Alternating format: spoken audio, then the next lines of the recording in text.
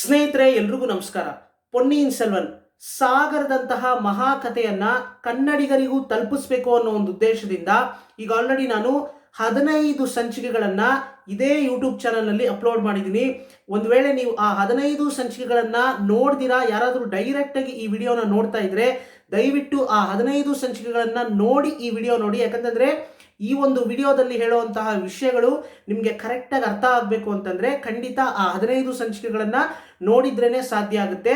ಮತ್ತೆ ಈಗ ಈ ಒಂದು ಕತೆ ಅಂದ್ರೆ ಈ 15 ಸಂಚಿಕೆಗಳನ್ನ ಯಾರ್ಯಾರೆಲ್ಲ ಕೇಳಿದ್ದೀರಿ, ಸೊ ಅವರೆಲ್ಲ ತುಂಬಾನೇ ಮುಖ್ಯವಾಗಿ ಈ ಒಂದು ಸಂಚಿಕೆಯಲ್ಲಿ ನಾನು ಹೇಳುವಂಥ ವಿಷಯವನ್ನ ದಯವಿಟ್ಟು ತುಂಬಾನೇ ಗಮನವಿಟ್ಟು ನೀವು ಕೇಳಿಸ್ಕೊಂಡು ಅರ್ಥ ಮಾಡ್ಕೊಂಡಿದ್ದೆ ಆದರೆ ಖಂಡಿತ ಪೊನ್ನಿಯಿನ್ ಸೆಲ್ವನ್ ಸಂಚಿಕೆ 16 ತುಂಬಾನೇ ಸ್ವಾರಸ್ಯವಾಗಿರುತ್ತೆ ಸ್ನೇಹಿತರೆ.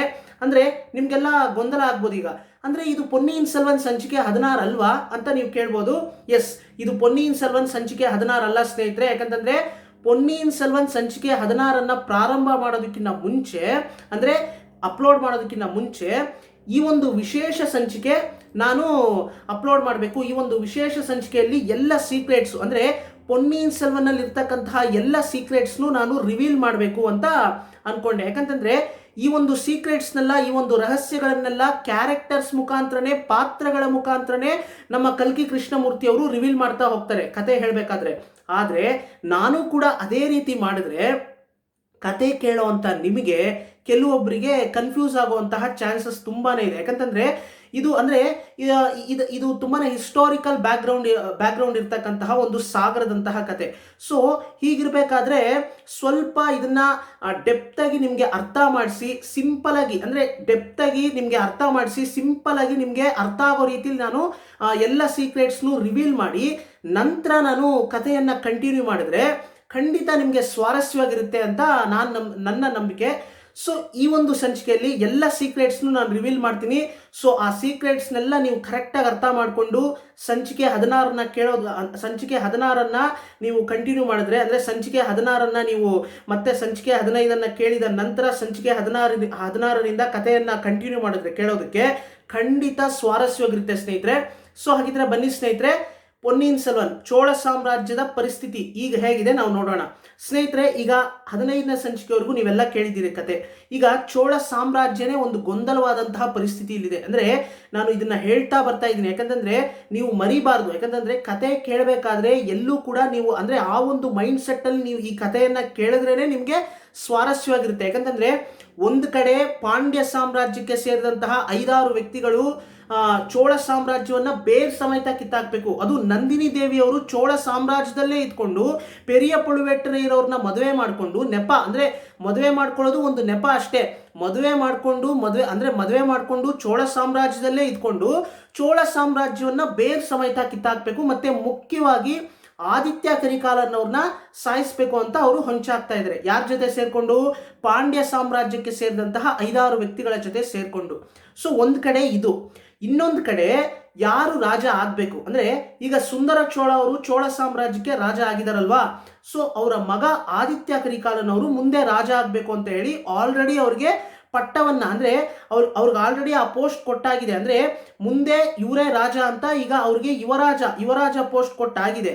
ಆದ್ರೆ ಸುಂದರ ಚೋಳ ಅವರ ನಂತರ ಆದಿತ್ಯ ಕರಿಕಾಲನವರು ರಾಜ ಆಗಬಾರ್ದು, ರೂಲ್ಸ್ ಪ್ರಕಾರ ಮಧುರಾಂತಕ ಚೋಳ ಅವರೇ ರಾಜ ಆಗ್ಬೇಕು ಅಂತ ಎಲ್ಲ ಸಾಮಂತ ಸಾಮ್ರಾಜ್ಯದ ರಾಜರುಗಳು ಮತ್ತೆ ಮುಖ್ಯವಾಗಿ ಪೆರಿಯ ಪಳುವೇಟರೆಯರವರು ಇವರೆಲ್ಲರೂ ಕೂಡ ಪ್ಲಾನ್ ಮಾಡ್ತಾರೆ. ಎಲ್ಲಿ? ಕಡಂಬೂರ್ ಪ್ಯಾಲೇಸ್ ನಲ್ಲಿ ಆ ಒಂದು ಮಧ್ಯರಾತ್ರಿ ಮೀಟಿಂಗ್ ನಡೆಯುತ್ತಲ್ಲ, ಸೊ ಆ ಒಂದು ಮೀಟಿಂಗ್ ನಲ್ಲಿ ನಮ್ಮ ಪೆರಿಯ ಪಳುವೇಟರೆಯರವರು ನಮ್ಮ ಮಧುರಾಂತಕ ಚೋಳ ಅವ್ರನ್ನ ಯಾರಿಗೂ ಗೊತ್ತಿಲ್ಲದಿರೋ ರೀತಿಯಲ್ಲಿ ನಂದಿನಿ ದೇವಿಯವರು ಹೋಗುವಂತಹ ಪಲ್ಲಕ್ಕಿಯಲ್ಲಿ ಕರ್ಕೊಂಡೋಗಿ ಕಡಂಬೂರ್ ಪ್ಯಾಲೇಸ್ ನಲ್ಲಿ ಮಧ್ಯರಾತ್ರಿ ಮೀಟಿಂಗ್ ಮಾಡಿ ಆ ಒಂದು ಮೀಟಿಂಗ್ಗೆ ಎಲ್ಲ ಸಾಮಂತ ಸಾಮ್ರಾಜ್ಯದ ರಾಜರುಗಳು, ಅಂದ್ರೆ ಚೋಳ ಸಾಮ್ರಾಜ್ಯಕ್ಕೆ ಯಾರೆಲ್ಲ ಸಾಮಂತ ಸಾಮ್ರಾಜ್ಯದ ರಾಜರುಗಳು ಇದಾರೋ ಎಲ್ಲ ಸಾಮಂತ ಸಾಮ್ರಾಜ್ಯದ ರಾಜರುಗಳು ಕೂಡ ಆ ಮೀಟಿಂಗಿಗೆ ಬಂದಿರ್ತಾರೆ ಸ್ನೇಹಿತರೆ. ಸೊ ಎಲ್ಲ ಸಾಮಂತ ಸಾಮ್ರಾಜ್ಯದ ರಾಜರುಗಳ ಸಪೋರ್ಟ್ ಅನ್ನ ತಗೊಳ್ಳೋದಕ್ಕೆ ಪ್ರಯತ್ನ ಪಡ್ತಾರೆ. ಅದರಲ್ಲಿ ಜಯವನ್ನು ಕೂಡ ಸಾಧಿಸ್ತಾರೆ ನಮ್ಮ ಪೆರಿಯ ಪಳುವೇಟರೆಯರವರು. ಅಂದ್ರೆ ಎಲ್ಲ ಸಾಮಂತ ಸಾಮ್ರಾಜ್ಯದ ರಾಜರುಗಳೆಲ್ಲ ಒಪ್ಕೋತಾರೆ, ಹೌದು ನೀವು ಹೇಳೋದು ಕರೆಕ್ಟು, ಮಧುರಾಂತಕ ಚೋಳ ಅವರೇ ರಾಜ ಆಗ್ಬೇಕು ಅಂತ ಅವರೆಲ್ಲ ಒಪ್ಕೋತಾರೆ. ಸೊ ಅವರ ಸಪೋರ್ಟ್ ಅನ್ನ ತಗೋತಾರೆ ನಮ್ಮ ಪೆರಿಯ ಪಳುವೇಟರೆಯರವರು. ಸೊ ಈಗ ಒಂದು ಕಡೆ ಮಧುರಾಂತಕ ಚೋಳ ಅವ್ರನ್ನ ತೀವ್ರವಾದಂತಹ ಶಿವಭಕ್ತನನ್ನಾಗಿ ಬೆಳೆಸಬೇಕು ಅಂತ, ಅಂದ್ರೆ ಆ ಒಂದು ಉದ್ದೇಶದಿಂದ ಅವರು, ಅಂದ್ರೆ ನಮ್ಮ ಮಧುರಾಂತಕ ಚೋಳ ಅವರು ಯಾವಾಗ ಹುಟ್ಟುತ್ತಾರೋ ಮಗುವಿನಿಂದನೇ ಅವ್ರಿಗೆ ಆ ಒಂದು ರಾಜ್ಯದ ಮೇಲೆ ಆಸೆ ಆಗಿರ್ಬೋದು, ಅಥವಾ ಅಂದ್ರೆ ಈ ಒಂದು ಆಧ್ಯಾತ್ಮಿಕವಾಗಿ ಅವನ ಒಂದು ಜೀವನ ಇರಬೇಕು ಅಂತ ಅವರ ತಾಯಿ, ನಮ್ಮ ಮಧುರಾಂತಕ ಚೋಳ ಅವರ ತಾಯಿ ಆದಂತಹ ಸೆಂಬೀನ್ ಮಾದೇವಿಯವರು ಆಸೆ ಪಟ್ಟಿರ್ತಾರೆ. ಸೊ ಹೀಗಿರ್ಬೇಕಾದ್ರೆ ನಮ್ಮ ಸೆಂಬೀನ್ ಮಾದೇವಿಯವರು ಇದಕ್ಕೆ ಅಡ್ಡ ಬಂದೇ ಬರ್ತಾರೆ. ನಮ್ಮ ಪೆರಿಯ ಪಳುವೇಟರೆಯರವ್ರಿಗೂ ಇದು ಚೆನ್ನಾಗಿ ಗೊತ್ತಿರುತ್ತೆ, ಎಲ್ರಿಗೂ ಗೊತ್ತಿರುತ್ತೆ. ಯಾಕಂತಂದ್ರೆ ನಮ್ಮ ಸೆಂಬೀನ್ ಮಾದೇವಿಯವರು ಅವರ ಗಂಡ, ಅಂದ್ರೆ ಅವರ ಪತಿ, ಅವರ ಗಂಡ ಯಾರು? ಗಂಧರಾದಿತ್ಯ ಚೋಳ ಅವ್ರಿಗೆ ಮಾತು ಕೊಟ್ಟಿರ್ತಾರೆ. ನಮ್ಮ ಗಂಧರಾದಿತ್ಯ ಚೋಳ ಅವರು ಸೆಂಬೀನ್ ಮಾದೇವಿಯವ್ರ ಹತ್ರ ಮಾತನ್ನ ತಗೊಂಡೇ ಅವರು ತೀರೋಗಿರ್ತಾರೆ. ಅಂದ್ರೆ ಮೊದಲೇ ಮಾತನ್ನ ತಗೊಂಡಿರ್ತಾರೆ, ನಮ್ಮ ಮಗನನ್ನ ನಾವು ತೀವ್ರವಾದಂತಹ ಶಿವಭಕ್ತನನ್ನಾಗಿ ಬೆಳೆಸಬೇಕು, ಅವನಿಗೆ ಈ ರಾಜ್ಯದ ಆಸೆ ಆಗಿರ್ಬೋದು, ಮತ್ತೆ ರಾಜ್ಯವನ್ನ ಆಳ್ವಿಕೆ ನಡೆಸುವಂತಹ ಆಸೆ, ಈ ಭೋಗ, ಅಂದ್ರೆ ಈ ಸುಖ ಭೋಗಗಳು, ಅಂದ್ರೆ ಈ ರಾಜ ಆಗಿ ಇಲ್ಲಿರ್ತಕ್ಕಂತಹ ಅರಮನೆಯಲ್ಲಿರ್ತಕ್ಕಂತಹ ಅಂದ್ರೆ ಎಲ್ಲ ಸುಖ ಭೋಗಗಳನ್ನೆಲ್ಲ ಅನುಭವಿಸುವಂತಹ ಆಸೆ ಬರದೇ ಇರೋ ರೀತಿ ನೀನು ಅವನನ್ನ ಬೆಳೆಸಬೇಕು, ಅಂದ್ರೆ ತೀವ್ರವಾದಂತಹ ಶಿವಭಕ್ತನನ್ನಾಗಿ ಬೆಳೆಸಬೇಕು ಅಂತ ಮಾತನ್ನ ತಗೊಂಡೇ ಅವರು ತೀರೋಗಿರ್ತಾರೆ. ಸೊ ಹೀಗಿರ್ಬೇಕಾದ್ರೆ ನಮ್ಮ ಸೆಂಬೀನ್ ಮಾದೇವಿಯವರು ಅದನ್ನ ಅಚ್ಚುಕಟ್ಟಾಗಿ ಫಾಲೋ ಮಾಡ್ಕೊಂಡು ಬಂದಿರ್ತಾರೆ. ಅಂದ್ರೆ ನಮ್ಮ ಮಧುರಾಂತಕ ಚೋಳ ಅವರು ಯಾವಾಗ ಹುಟ್ಟುತ್ತಾರೋ, ಅಂದ್ರೆ ಅವರು 20 ವರ್ಷದವರೆಗೂ ಇದನ್ನ ಫಾಲೋ ಮಾಡ್ಕೊಂಡು ಬಂದಿರ್ತಾರೆ. ನಮ್ಮ ಮಧುರಾಂತಕ ಚೋಳ ಅವರು ಕೂಡ ತೀವ್ರವಾದಂತಹ ಶಿವಭಕ್ತರಾಗಿರ್ತಾರೆ. ಆದ್ರೆ ಯಾವಾಗ 2 ವರ್ಷದ ಕೆಳಗೆ ನಂದಿನಿ ದೇವಿಯವ್ರನ್ನ ಮೀಟ್ ಮಾಡ್ತಾರೋ, ಮತ್ತೆ 2 ವರ್ಷದ ಕೆಳಗೆ, ಅಂದ್ರೆ 2 ವರ್ಷದ ಹಿಂದೆ ಚಿನ್ನ ಪಳುವೇಟರೆಯರವರು, ಪೆರಿಯ ಪಳುವೇಟರೆಯರವರ ತಮ್ಮ ಆದಂತಹ ಚಿನ್ನ ಪಳುವೇಟರೆಯರವರ ಮಗಳನ್ನ ಮದುವೆ ಆಗ್ತಾರೋ, ಆಗಿನಿಂದ ನಮ್ಮ ಮಧುರಾಂತಕ ಚೋಳ ಅವ್ರಿಗೆ ಒಂದು ರೀತಿ ಮೈಂಡ್ ಸೆಟ್ ಚೇಂಜ್ ಆಗೋದಕ್ಕೆ ಶುರು ಆಗುತ್ತೆ. ಯಾಕಂತಂದ್ರೆ ನಮ್ಮ ನಂದಿನಿ ದೇವಿಯವರು ಪೆರಿಯ ಪಳುವೇಟರೆಯರವ್ರನ್ನ ಬ್ರೈನ್ ವಾಶ್ ಮಾಡಿದ್ರೆ, ನಂತರ ನಮ್ಮ ನಂದಿನಿ ದೇವಿಯವರು ಮಧುರಾಂತಕ ಚೋಳ ಅವ್ರನ್ನು ಬ್ರೈನ್ ವಾಶ್ ಮಾಡೋದಕ್ಕೆ ಶುರು ಮಾಡ್ತಾರೆ. ಮತ್ತೆ ನಂದಿನಿ ದೇವಿಯವ್ರ ಜೊತೆ ಸೇರ್ಕೊಂಡು ನಮ್ಮ ಪೆರಿಯ ಪಳುವೇಟರೆಯರವರು ಬ್ರೈನ್ ವಾಶ್ ಮಾಡ್ತಾರೆ. ಮತ್ತೆ ಚಿನ್ನ ಪಳುವೇಟರೆಯರವರು, ಇವರೆಲ್ಲ ನಮ್ಮ ಮಧುರಾಂತಕ ಚೋಳ ಅವರ ತಲೆಯಲ್ಲಿ ಆ ಒಂದು, ಅಂದ್ರೆ ರಾಜ್ಯವನ್ನ ಆಳ್ವಿಕೆ ನಡೆಸುವಂತಹ ಆಸೆಯ ಬೀಜವನ್ನ ಬಿತ್ತೋದಕ್ಕೆ ಶುರು ಮಾಡ್ತಾರೆ. ಸೊ ಆ ಬೀಜ ಬೆಳೆದು ದೊಡ್ಡ ಮರವಾಗುತ್ತೆ. ಸೊ ಈಗ ತುಂಬಾನೇ, ಅಂದ್ರೆ ನಮ್ಮ ಮಧುರಾಂತಕ ಚೋಳ ಅವರ ಮೈಂಡ್ ಸೆಟ್ ಹೇಗಿದೆಯಪ್ಪ ಅಂತಂದ್ರೆ, ನಾನೇ ರಾಜ್ಯವನ್ನ ಆಳ್ವಿಕೆ ನಡೆಸಬೇಕು, ಅಂದ್ರೆ ನನ್ನ ಸೀಟ್ ನಲ್ಲಿ ಈಗ ಸುಂದರ ಚೋಳ ಅವರು ಕುತ್ಕೊಂಡಿದ್ದಾರೆ, ಇದು ಅನ್ಯಾಯ, ಇದು ನನಗಾಗ್ತಾ ಇರ್ತಕ್ಕಂತಹ ಅನ್ಯಾಯ ಇದು. ಯಾಕಂತಂದ್ರೆ ನನ್ನ ತಂದೆ ಗಂಧರಾದಿತ್ಯ ಚೋಳ ಅವರು ಸುಂದರ ಚೋಳ ಅವರ ತಂದೆಗಿಂತ, ಅಂದ್ರೆ ಸುಂದರ ಚೋಳ ಅವರ ತಂದೆಗಿಂತ ದೊಡ್ಡವರು. ಸೊ ಹಾಗಾಗಿ ಗಂಧರಾದಿತ್ಯ ಚೋಳ ಅವರ ನಂತರ ನಾನು ರಾಜ್ಯವನ್ನ ಆಳ್ವಿಕೆ ನಡೆಸಬೇಕಾಗಿತ್ತು. ಆಗೇನೋ ನನಗೆ ಚಿಕ್ಕ ವಯಸ್ಸು, ಅಂದ್ರೆ 3-4 ವರ್ಷದ ಮಗು ಅಂತ ಹೇಳಿ ಆಗ ಸುಂದರ ಚೋಳ ಅವ್ರನ್ನ, ಅಂದ್ರೆ ಅರಿಂಜಯ ಚೋಳ ಅವ್ರನ್ನ ಕೂರಿಸಿದ್ರು. ಅವ್ರು ಕುತ್ಕೊಂಡ ನಂತರ 1 ವರ್ಷಕ್ಕೆ ಅವ್ರು ತೀರೋಗ್ತಾರೆ. ನಂತರ ಅವರ ಮಗ ಆದಂತಹ ಸುಂದರ ಚೋಳ ಅವ್ರನ್ನ ಪಟ್ಟವನ್ನ ಕೊಟ್ಟು ಅವರನ್ನ ರಾಜನನ್ನಾಗಿ ಮಾಡಿದ್ರು. ಆದ್ರೆ ಈಗ ರೂಲ್ಸ್ ಪ್ರಕಾರ ಮತ್ತೆ ರಾಜ್ಯವನ್ನ ನನಗೆ ಒಪ್ಪಿಸ್ಬೇಕಲ್ವಾ, ಸೊ ಅದು ಅವರ ಕರ್ತವ್ಯ ಅಲ್ವಾ. ಸೊ ಹಾಗಾಗಿ ಇದು ಅವರ ಕರ್ತವ್ಯ. ಆದ್ರೂ ಕೂಡ ಅವರ ಮಗ ಆದಿತ್ಯ ಕರಿಕಾಲನ್ ಅವ್ರಿಗೆ ಇವರು ಹೇಗೆ ಪಟ್ಟವನ್ನ ಕೊಟ್ಟರು, ಹೇಗೆ ಆದಿತ್ಯ ಕರಿಕಾಲನ್ ಅವರೇ ಯುವರಾಜ ಆಗ್ಬೇಕು ಅಂತ ಡಿಸೈಡ್ ಮಾಡಿದ್ರು, ಯಾರನ್ನ ಕೇಳಿ ಡಿಸೈಡ್ ಮಾಡಿದ್ರು ಹೀಗೆ ಅಂತ, ಈ ರೀತಿ ಎಲ್ಲ ನಮ್ಮ ಪೆರಿಯ ಪಳುವೇಟರೆಯರವರು, ನಂದಿನಿ ದೇವಿಯವರು, ಚಿನ್ನ ಪಳುವೇಟರೆಯರವರು, ಇವರೆಲ್ಲ ಚೆನ್ನಾಗಿ ನಮಗೆ, ಅಂದ್ರೆ ನಮ್ಮ ಮಧುರಾಂತಕ ಚೋಳ ಅವರ ತಲೆಯಲ್ಲಿ ಆ ಒಂದು ಆಸೆಯ ಬೀಜವನ್ನ ಬಿತ್ಬಿಡ್ತಾರೆ ಸ್ನೇಹಿತರೆ. ಯಾಕಂದ್ರೆ ನೀನು ಕೂಡ ರಾಜ ಆಗಬೇಕು, ಯಾಕಂತಂದ್ರೆ ನಿನಗೂ ಕೂಡ ಇಲ್ಲಿ ರೈಟ್ಸ್ ಇದೆ, ನಿನಗೂ ಕೂಡ ಅಧಿಕಾರ ಇದೆ.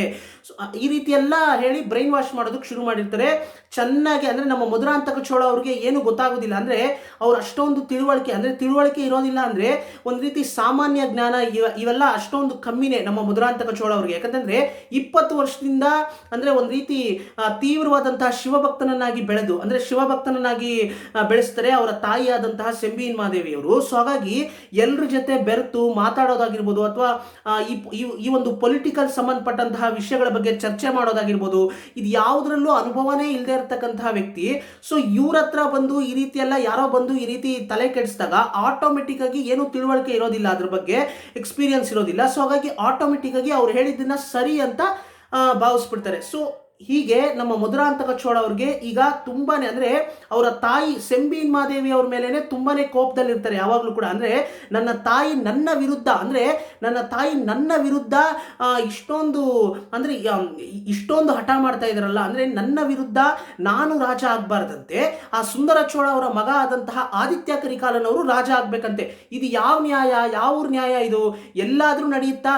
ಅಂದ್ರೆ ಇವಳು ನನ್ನ ತಾಯಿನ ಅಲ್ವಾ ಅಂತಾನೆ ನನಗೆ ಸಂದೇಹ ಬರ್ತಾ ಇದೆ ಅನ್ನೋ ಮಟ್ಟಕ್ಕೆ ಮೈಂಡ್ ಸೆಟ್ ನ ಚೇಂಜ್ ಮಾಡಿಬಿಟ್ಟಿರ್ತಾರೆ ನಮ್ಮ ನಂದಿನಿ ದೇವಿಯವರು ಮತ್ತೆ ಪೆರಿಯ ಪಳುವೆಟ್ಟರೆಯವರು, ಚಿನ್ನ ಪಳುವೆಟ್ಟರೆಯವರು. ಅಂದರೆ ಇದಕ್ಕೆ ಮೂಲ ಕಾರಣ ನಮ್ಮ ನಂದಿನಿ ದೇವಿಯವರು ಸ್ನೇಹಿತರೆ. ಅಂದರೆ ಅವರ ಒಂದು ಅನುಕೂಲಕ್ಕೋಸ್ಕರ ಅವ್ರಿಗೆ ಯಾವುದೋ ಒಂದು ಕೆಲಸ ಆಗಬೇಕು ಅನ್ನೋ ಕಾರಣಕ್ಕೋಸ್ಕರ ಹೀಗೆಲ್ಲ ಕನ್ಫ್ಯೂಷನ್ ಶುರು ಮಾಡಿರ್ತಾರೆ.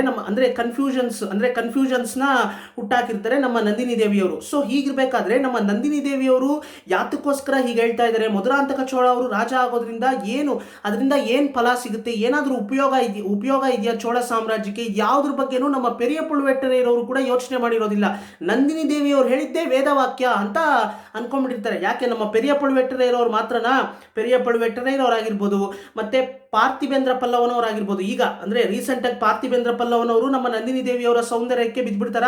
ನಂತರ ಕಂದಮಾರನ್ನವರು, ಪಾರ್ಥಿಬೇಂದ್ರ ಪಲ್ಲವನವರು, ಪೆರಿಯ ಪಳುವೆಟ್ಟರೆಯರವರು, ಮತ್ತೆ ಪಿನಾಕಪಾಣಿಯವರು ಎಲ್ಲರೂ ಕೂಡ ನಂದಿನಿ ದೇವಿಯವರ ಸೌಂದರ್ಯಕ್ಕೆ ಬಿದ್ದ್ಬಿಡ್ತಾರೆ ಸ್ನೇಹಿತರೆ. ಆದ್ರೆ ನಂದಿನಿ ದೇವಿಯವರ ಸೌಂದರ್ಯದ ಬಲೆಗೆ ಬೀಳದೆ ಇರತಕ್ಕಂತಹ ಏಕೈಕ ವ್ಯಕ್ತಿ, ನಂದಿನಿ ದೇವಿಯವರ ಸೌಂದರ್ಯದ ಬಲೆಗೆ ಬೀಳದೆ ಇರತಕ್ಕಂತಹ ಏಕೈಕ ವ್ಯಕ್ತಿ ಅಂದ್ರೆ ನಮ್ಮ ವಲ್ಲವರಯ್ಯನ್ ವಂದಿಯದ್ದೇವನವರೇ ಸ್ನೇಹಿತರೆ. ನಮ್ಮ ಸಾಗರದಂತಹ ಕತೆ, ಪೊನ್ನಿಯಿನ್ ಸೆಲ್ವನ್ ಮಹಾ ಹೀರೋ ಅಂತಾನೆ ಹೇಳ್ಬೋದು ನಮ್ಮ ವಂದಿಯದ್ದೇವನವರು. ಸೊ ಹೀಗಿರ್ಬೇಕಾದ್ರೆ ನಮ್ಮ ಮಧುರಾಂತಕ ಚೋಳ ಅವ್ರನ್ನ ನಾವು ಎಲ್ಲಿ ಬಿಟ್ವಿ ಕಡೆಗೆ ಅಂದ್ರೆ ರೀಸೆಂಟ್ ಆಗಿ ನಮ್ಮ ಮಧುರಾಂತಕ ಚೋಳ ಅವ್ರನ್ನ ನಾವು ಎಲ್ಲಿ ಬಿಟ್ಬಿಟ್ಟು ಬಂದಿದ್ವಿ ಅಂತ ನಾವು ಯೋಚನೆ ಮಾಡಬೇಕು. ಎಲ್ಲಿ ಬಿಟ್ಬಿಟ್ಟು ಬಂದಿದ್ವಿ ಸ್ನೇಹಿತರೆ? ನಿಮಗೆ ಚೆನ್ನಾಗಿ ಜ್ಞಾಪಕ ಇರ್ಬೋದು. ಕಥೆಯನ್ನ ಯಾರೆಲ್ಲ ಕೇಳ್ತಾ ಇದ್ದೀರಾ ನಿಮ್ಗೆಲ್ಲ ಚೆನ್ನಾಗಿ ಜ್ಞಾಪಕ ಇರುತ್ತೆ. ನಮ್ಮ ಮಧುರಾಂತಕ ಚೋಳ ಅವ್ರನ್ನ ನಾವು ಅಲ್ಲಿ ಗಾಯ ಆಗಿ ಮರದ ಕೆಳಗಡೆ ಕೂತ್ಕೊಂಡಿರ್ತಾರೆ. ಆಗ ನಮ್ಮ ಅನಿರುದ್ಧ ಬ್ರಹ್ಮರಾಯರವರು ಅಂದ್ರೆ ಪ್ರೈಮ್ ಮಿನಿಸ್ಟರ್, ಚೋಳ ಸಾಮ್ರಾಜ್ಯಕ್ಕೆ ಪ್ರೈಮ್ ಮಿನಿಸ್ಟರ್ ಆದಂತಹ ಅನಿರುದ್ಧ ಬ್ರಹ್ಮರಾಯರವರು ಬಂದು ನಮ್ಮ ಮಧುರಾಂತಕ ಚೋಳ ಅವ್ರನ್ನ ಪಲ್ಲಕ್ಕಿ ಒಳಗಡೆ ಕೂರಿಸ್ಕೊಂಡು ಅವ್ರಿಗೆ ಚಿಕಿತ್ಸೆ ಕೊಡಬೇಕು ಅಂತ ಹೇಳಿ ಪಲ್ಲಕ್ಕಿ ಒಳಗಡೆ ಕೂರಿಸ್ಕೊಂಡು ನಂತರ ಅವರು ಪಳೆಯಾರಿಗೆ ಕರ್ಕೊಂಡು ಹೋಗ್ತಾರೆ.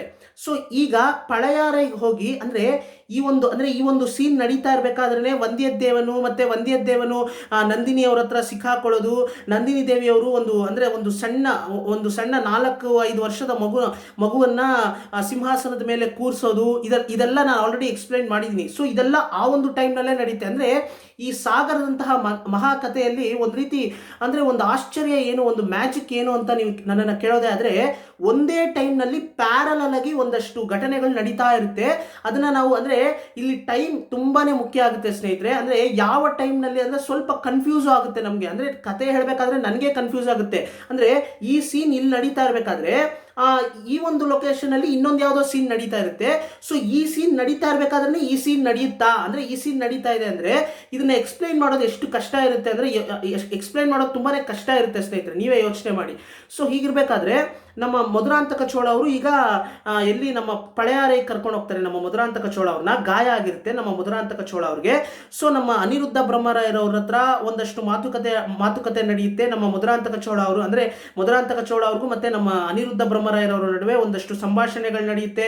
ಮತ್ತೆ ನಮ್ಮ ಮಧುರಾಂತಕ ಚೋಳ ಅವ್ರಿಗೆ ಅನಿರುದ್ಧ ಬ್ರಹ್ಮರಾಯರವ್ರ ಮೇಲೆ ಅಷ್ಟೊಂದು ಅಭಿಮಾನ ಇರೋದಿಲ್ಲ. ಯಾಕಂತಂದ್ರೆ ಅನಿರುದ್ಧ ಬ್ರಹ್ಮರಾಯರವರು ಕೂಡ ನಾನು ರಾಜ ಆಗ್ಬಾರ್ದು, ಆದಿತ್ಯ ಕರಿಕಾಲನ್ ಅವರೇ ರಾಜ ಆಗ್ಬೇಕು, ಅಥವಾ ಅರುಳ್ಮೊಳಿವರ್ಮನ್ ಅವ್ರು ರಾಜ ಆದ್ರೂ ಪರವಾಗಿಲ್ಲ, ನಾನ್ ಮಾತ್ರ ರಾಜ ಆಗ್ಬಾರ್ದು ಅಂತಾನೆ ಇವರು ಕೂಡ ತಂತ್ರ ಮಾಡ್ತಾ ಇರೋದು ಅನ್ನೋ ಒಂದು ಅನುಮಾನ ಬಂದಿರುತ್ತೆ ನಮ್ಮ ಮಧುರಾಂತಕ ಚೋಳ ಅವ್ರಿಗೆ. ಆದ್ರೆ ನಿಜವಾಗ್ಲೂ ಹೇಳ್ಬೇಕಂತಂದ್ರೆ ನಮ್ಮ ಅನಿರುದ್ಧ ಬ್ರಹ್ಮರಾಯರವ್ರಿಗೆ ಎಲ್ಲ ಗೊತ್ತಿರುತ್ತೆ. ಅಂದ್ರೆ ಏನೇನೆಲ್ಲ ನಡೀತಾ ಇದೆ ಚೋಳ ಸಾಮ್ರಾಜ್ಯದಲ್ಲಿ ಒಂದು ಎಲೆ ಅಲ್ಲಾಡ್ಬೇಕಂತಂದ್ರು ನಮ್ಮ ಅನಿರುದ್ಧ ಬ್ರಹ್ಮರಾಯರವ್ರಿಗೆ, ಅಂದ್ರೆ ಅನಿರುದ್ಧ ಬ್ರಹ್ಮರಾಯರವ್ರಿಗೆ ಎಲ್ಲ ಗೊತ್ತಾಗುತ್ತೆ ಸ್ನೇಹಿತರೆ. ಅಂದ್ರೆ ಚೋಳ ಸಾಮ್ರಾಜ್ಯದಲ್ಲಿ ಒಂದು ಎಲೆ ಅಲ್ಲಾಡಿದ್ರು ಕೂಡ ಅಷ್ಟು ಅಚ್ಚುಕಟ್ಟಾಗಿ ನಮ್ಮ ಅನಿರುದ್ಧ ಬ್ರಹ್ಮರಾಯರವ್ರಿಗೆ ಗೊತ್ತಾಗಿರುತ್ತೆ. ಹೇಗೆ ಗೊತ್ತಾಗಿರುತ್ತೆ ಅಂದ್ರೆ, ಈ ಆಳ್ವಾರ್ ಕಡೆಯ ನಂಬಿ ಇವರೆಲ್ಲ ಸ್ಪೈ, ಗೂಢಾಚಾರಿಗಳು. ಯಾರಿಗೆ ಗೂಢಾಚಾರಿ ಕೆಲಸ ಮಾಡ್ತಾ ಇದ್ದಾರೆ? ಅನಿರುದ್ಧ ಬ್ರಹ್ಮರಾಯರವ್ರಿಗೆ ಗೂಢಾಚಾರಿ ಕೆಲಸ ಮಾಡ್ತಾ ಇರ್ತಾರೆ. ಸೊ ಈ ಒಂದು ಆಳ್ವಾರ್ ಕಡೆಯ ನಂಬಿ ಆಗಿರ್ಬೋದು, ಈ ಆಳ್ವಾರ್ ಕಡೆಯ ನಂಬಿ ತರ ಎಷ್ಟೋ ವ್ಯಕ್ತಿಗಳು ಅನಿರುದ್ಧ ಬ್ರಹ್ಮರಾಯರವರ ಪರವಾಗಿ ಗೂಢಾಚಾರಿಗಳಾಗಿ ಕೆಲಸ ಮಾಡ್ತಾ ಇರ್ತಾರೆ ಚೋಳ ಸಾಮ್ರಾಜ್ಯದಲ್ಲಿ.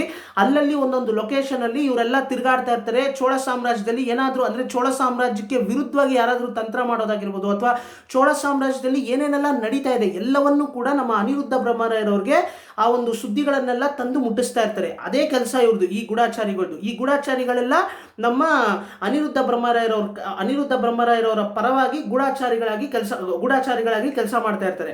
ಸೊ ಅನಿರುದ್ಧ ಬ್ರಹ್ಮರಾಯರವರು ನಮ್ಮ ಮಧುರಾಂತಕ ಚೋಳ ಅವರಿಗೆ ಚಿಕಿತ್ಸೆ ಕೊಡಬೇಕು ಅಂತ ಹೇಳಿ ಅಲ್ಲಿರ್ತಕ್ಕಂತಹ ವೈದ್ಯರನ್ನೆಲ್ಲ ಕರೆಸಿರ್ತಾರೆ. ವೈದ್ಯರೆಲ್ಲ ಬಂದು ನಮ್ಮ ಮಧುರಾಂತಕ ಚೋಳ ಅವರಿಗೆ ಚಿಕಿತ್ಸೆ ಕೊಡಬೇಕಾದ್ರೆ ನಮ್ಮ ಸೆಂಬೀನ್ ಮಾದೇವಿಯವರು ಆ ಕೋಣೆ ಅಂದ್ರೆ ಆ ಒಂದು ಮಾಳಿಗೆಗೆ ಎಂಟ್ರಿ ಕೊಡ್ತಾರೆ. ಆ ಒಂದು ಮಾಳಿಗೆಗೆ ಎಂಟ್ರಿ ಕೊಟ್ಟು, ಅಂದ್ರೆ ಅದು ಪಳೆಯಾರೈ ಅರಮನೆ ಅಲ್ವಾ, ಪಳೆಯಾರೈ ಅರಮನೆಯಲ್ಲೇ ನಮ್ಮ ಸೆಂಬೀನ್ ಮಾದೇವಿಯವರು ಇರೋದು.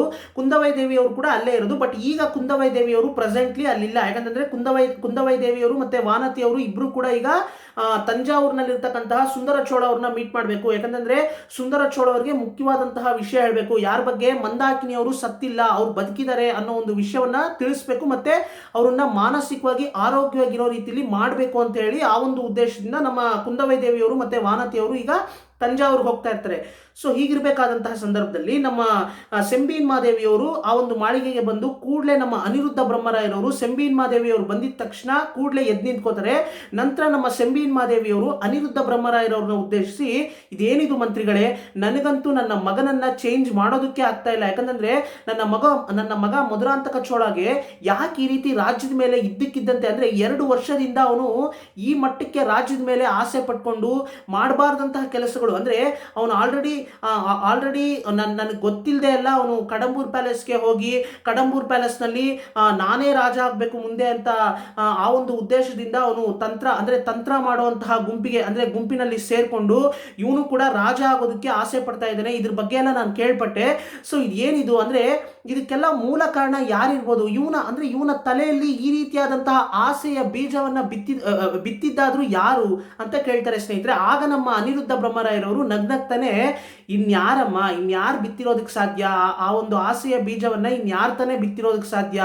ತಂಜಾವೂರಿನಲ್ಲಿ ಇದ್ದಾಳಲ್ಲ ಆ ಪಳುವೂರ್ ಇಳೆಯರಾಣಿ ನಂದಿನಿ ವಿಷಕನ್ಯೆ, ಅವಳೇ ಈ ರೀತಿ ಕೆಲಸ ಮಾಡಿರೋದಕ್ಕೆ ಸಾಧ್ಯ. ಯಾಕಂತಂದ್ರೆ ಅವಳೇ ಅಂದ್ರೆ ಮೂಲ ಕಾರಣ, ಇದಕ್ಕೆಲ್ಲ ಮೂಲ ಕಾರಣನೇ ಅವಳೇ ಅಂತ ಹೇಳ್ತಾರೆ ಸ್ನೇಹಿತರೆ. ಆಗ ನಮ್ಮ ಸೆಂಬೀನ್ ಮಾದೇವಿಯವರು ಅದ್ರ ಬಗ್ಗೆ ಸ್ವಲ್ಪ ಅವರ ಎಕ್ಸ್ಪ್ರೆಷನ್ಸು ಮತ್ತೆ ಅವರ ಮುಖದಲ್ಲಿ ಎಕ್ಸ್ಪ್ರೆಷನ್ಸ್ ಎಲ್ಲ ಸ್ವಲ್ಪ ಚೇಂಜ್ ಆಗುತ್ತೆ ಸ್ನೇಹಿತರೆ.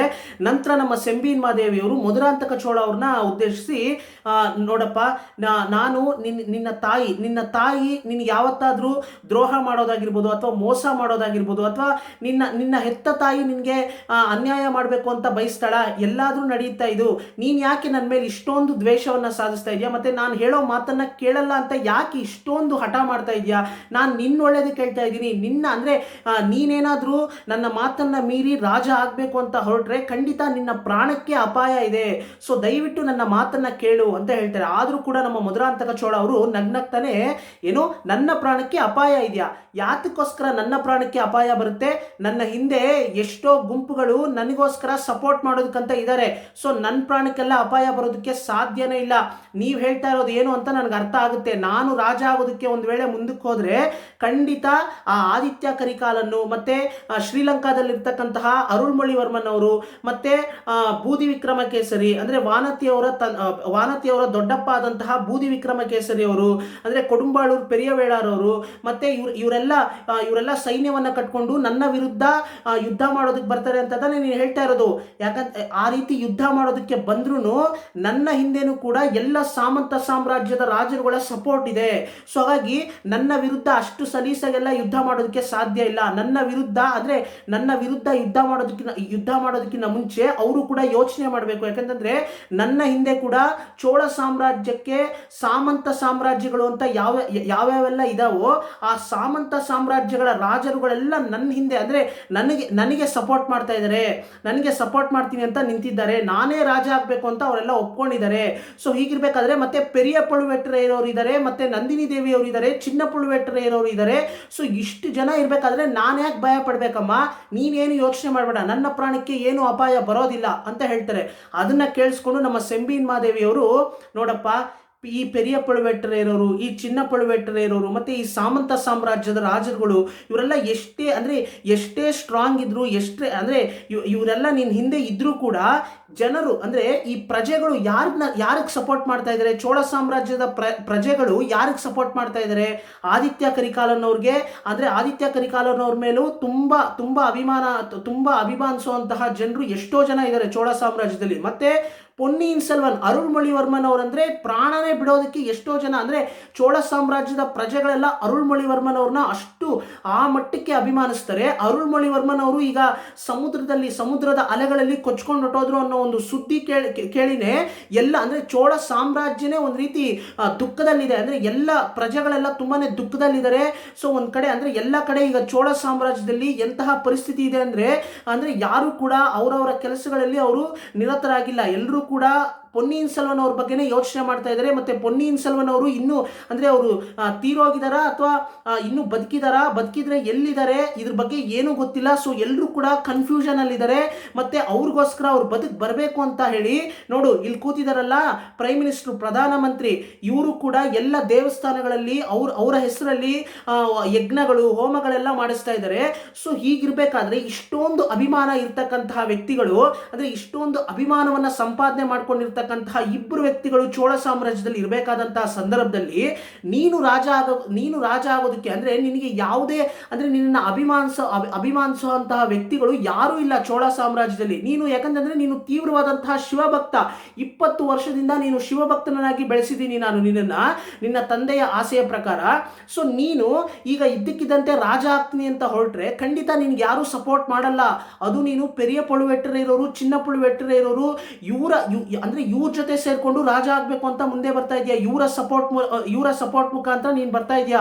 ಸೊ ಹಾಗಾಗಿ ಇವರ ಸಪೋರ್ಟ್ ಇದೆ ನಿನಗೆ ಅಂತ ಗೊತ್ತಾದ್ರೆ ಖಂಡಿತ ಈ ಚೋಳ ಸಾಮ್ರಾಜ್ಯದ ಪ್ರಜೆಗಳು ನಿನ್ನ ಸುಮ್ಮನೆ ಬಿಡೋದಿಲ್ಲ. ನಿನ್ ಮೇಲೆ ಈಗ ಆಲ್ರೆಡಿ ಪೆರಿಯ ಪಳುವೆಟ್ಟರೆಯರವರು ಮತ್ತೆ ಚಿನ್ನ ಪಳುವೆಟ್ಟರೆಯರವರು ಈ ಚೋಳ ಸಾಮ್ರಾಜ್ಯದ ಪ್ರಜೆಗಳು ಉರಿದು ಬೀಳ್ತಾ ಇದ್ದಾರೆ. ಯಾಕಂತಂದ್ರೆ ಪೆರಿಯ ಪಳುವೆಟ್ಟರೆಯರವರಿಂದನೇ ಅರುಳ್ಮೊಳಿವರ್ಮನ್ ಅವರಿಗೆ ಇಂತಹ ಸ್ಥಿತಿ ಬಂದಿದ್ದು. ಅರುಳ್ಮೊಳಿವರ್ಮನ್ ಅವರು ಇವತ್ತು ಸಮುದ್ರದ ಅಲೆಗಳಲ್ಲಿ ಕೊಚ್ಕೊಂಡು ಹೋಗಿದ್ದಾರೆ ಅನ್ನೋ ಒಂದು ನ್ಯೂಸ್ ಬರೋದಕ್ಕೆ ಕಾರಣನೇ ಈ ಪೆರಿಯ ಪಳುವೆಟ್ಟರೆಯರವರು ಅಂತ ಜನರೆಲ್ಲ ನಂಬ್ಕೊಂಡಿದ್ದಾರೆ. ಮತ್ತೆ ಒಂದ್ ಕಡೆ ಈ ಪೆರಿಯ ಪಳುವೆಟ್ಟರೆಯರವರು ಮತ್ತೆ ಚಿನ್ನ ಪಳುವೆಟ್ಟರೆಯರವರು ಇವರಿಬ್ರು ಸೇರ್ಕೊಂಡು ಚೋಳ ಸಾಮ್ರಾಜ್ಯದಲ್ಲಿ ಇವ್ರದೇ ದರ್ಬಾರ್ ನಡೆಸ್ತಾ ಇದ್ದಾರೆ. ಸುಂದರ ಚೋಳ ಅವ್ರನ್ನ ಜೈಲಲ್ಲಿ ಇಟ್ಟಿರೋ ರೀತಿ ಇಟ್ಟಿದ್ದಾರೆ. ಸೊ ಹಾಗಾಗಿ ಇವರೇ ದರ್ಬಾರ್ ಮಾಡ್ತಾ ಇದ್ದಾರೆ. ಹೆಸರಿಗೆ ಮಾತ್ರ ಸುಂದರ ಚೋಳ ಅವರು ರಾಜ ಆಗಿದ್ದಾರೆ, ಆದ್ರೆ ಇಲ್ಲಿ ದರ್ಬಾರ್ ಮಾಡ್ತಾ ಇರೋದೆಲ್ಲ ಅಧಿಕಾರವನ್ನ ದುರುಪಯೋಗ ಪಡಿಸ್ಕೊಂಡು ದರ್ಬಾರ್ ಮಾಡ್ತಾ ಇರೋದೆಲ್ಲ ಈ ಪೆರಿಯ ಪಳುವೆಟ್ಟರೆಯರವರು ಮತ್ತೆ ಚಿನ್ನ ಪಳುವೆಟ್ಟರೆಯರವರು ಅಂತ ತುಂಬಾನೇ ಈ ರೀತಿ ತುಂಬಾ ಕಂಪ್ಲೇಂಟ್ಸ್ ಹೇಳ್ತಾರೆ ನಮ್ಮ ಚೋಳ ಸಾಮ್ರಾಜ್ಯದ ಪ್ರಜೆಗಳು. ಸೊ ಈ ಒಂದು ಕಾರಣಗಳಿಂದ ಚೋಳ ಸಾಮ್ರಾಜ್ಯದ ಪ್ರಜೆಗಳು ಪೆರಿಯ ಪಳುವೆಟ್ಟರೆಯರವರು ಮತ್ತೆ ಚಿನ್ನ ಪಳುವೆಟ್ಟರೆಯರವರ ಮೇಲೆ ತುಂಬಾನೇ ಕೋಪದಲ್ಲಿದ್ದಾರೆ. ಸೊ ಇಂತಹ ಪರಿಸ್ಥಿತಿಯಲ್ಲಿ ನೀನು ಅವರ ಸಪೋರ್ಟ್ ಮುಖಾಂತರ ನಾನು ರಾಜ ಆಗೋದಕ್ಕೆ ಹೊರಟಿದ್ದೀನಿ ಅಂತ ಏನಾದರೂ ಗೊತ್ತಾದ್ರೆ, ನೀನು ರಾಜ ಆಗೋದಕ್ಕೆ ಹೊರಟಿದ್ಯಾ ಅಂತ ಏನಾದರೂ ಗೊತ್ತಾದ್ರೆ ಖಂಡಿತ ಪೆರಿಯ ಪಳುವೆಟ್ಟರೆಯರವರ ಮೇಲೆ ಇರ್ತಕ್ಕಂತಹ ಕೋಪ ಎಲ್ಲ ನಿನ್ ಮೇಲೆ ಟ್ರಾನ್ಸ್ಫರ್ ಆಗೋಗ್ಬಿಡುತ್ತೆ. ಸೊ ಹಾಗಾಗಿ ಅದಕ್ಕೆ ನಾನು ಹೇಳ್ತಾ ಇದ್ದೀನಿ, ದಯವಿಟ್ಟು ಈ ಒಂದು ರಾಜ್ಯದ ಮೇಲೆ ಇರ್ತಕ್ಕಂತಹ ಆಸೆ ಆಗಿರ್ಬೋದು ಇವೆಲ್ಲ ಯಾವುದು ಬೇಡ ನಿನ್ಗೆ. ನೀನು ತೀವ್ರವಾದಂತಹ ಶಿವಭಕ್ತ, 20 ವರ್ಷದಿಂದ ನಿನ್ನನ್ನು ತೀವ್ರವಾದಂತಹ ಶಿವಭಕ್ತನನ್ನಾಗಿ ಬೆಳೆಸಿದ್ದೀನಿ ನಾನು. ಇದ್ದಕ್ಕಿದ್ದಂತೆ 2 ವರ್ಷದಿಂದ ನೀನು ಯಾಕೆ ಈ ರೀತಿ ಆಡ್ತಾ ಇದೆಯಾ ಅಂತಾನೆ ನನಗೆ ಗೊತ್ತಾಗ್ತಾ ಇಲ್ಲ. ಸೊ ದಯವಿಟ್ಟು ನಾನು ಹೇಳ್ತಾ ಇದ್ದೀನಿ, ನೀನು ಚೆನ್ನಾಗಿರ್ಬೇಕು, ಫ್ಯೂಚರ್ ಅಲ್ಲಿ ತುಂಬಾ ಚೆನ್ನಾಗಿರ್ತೀಯ.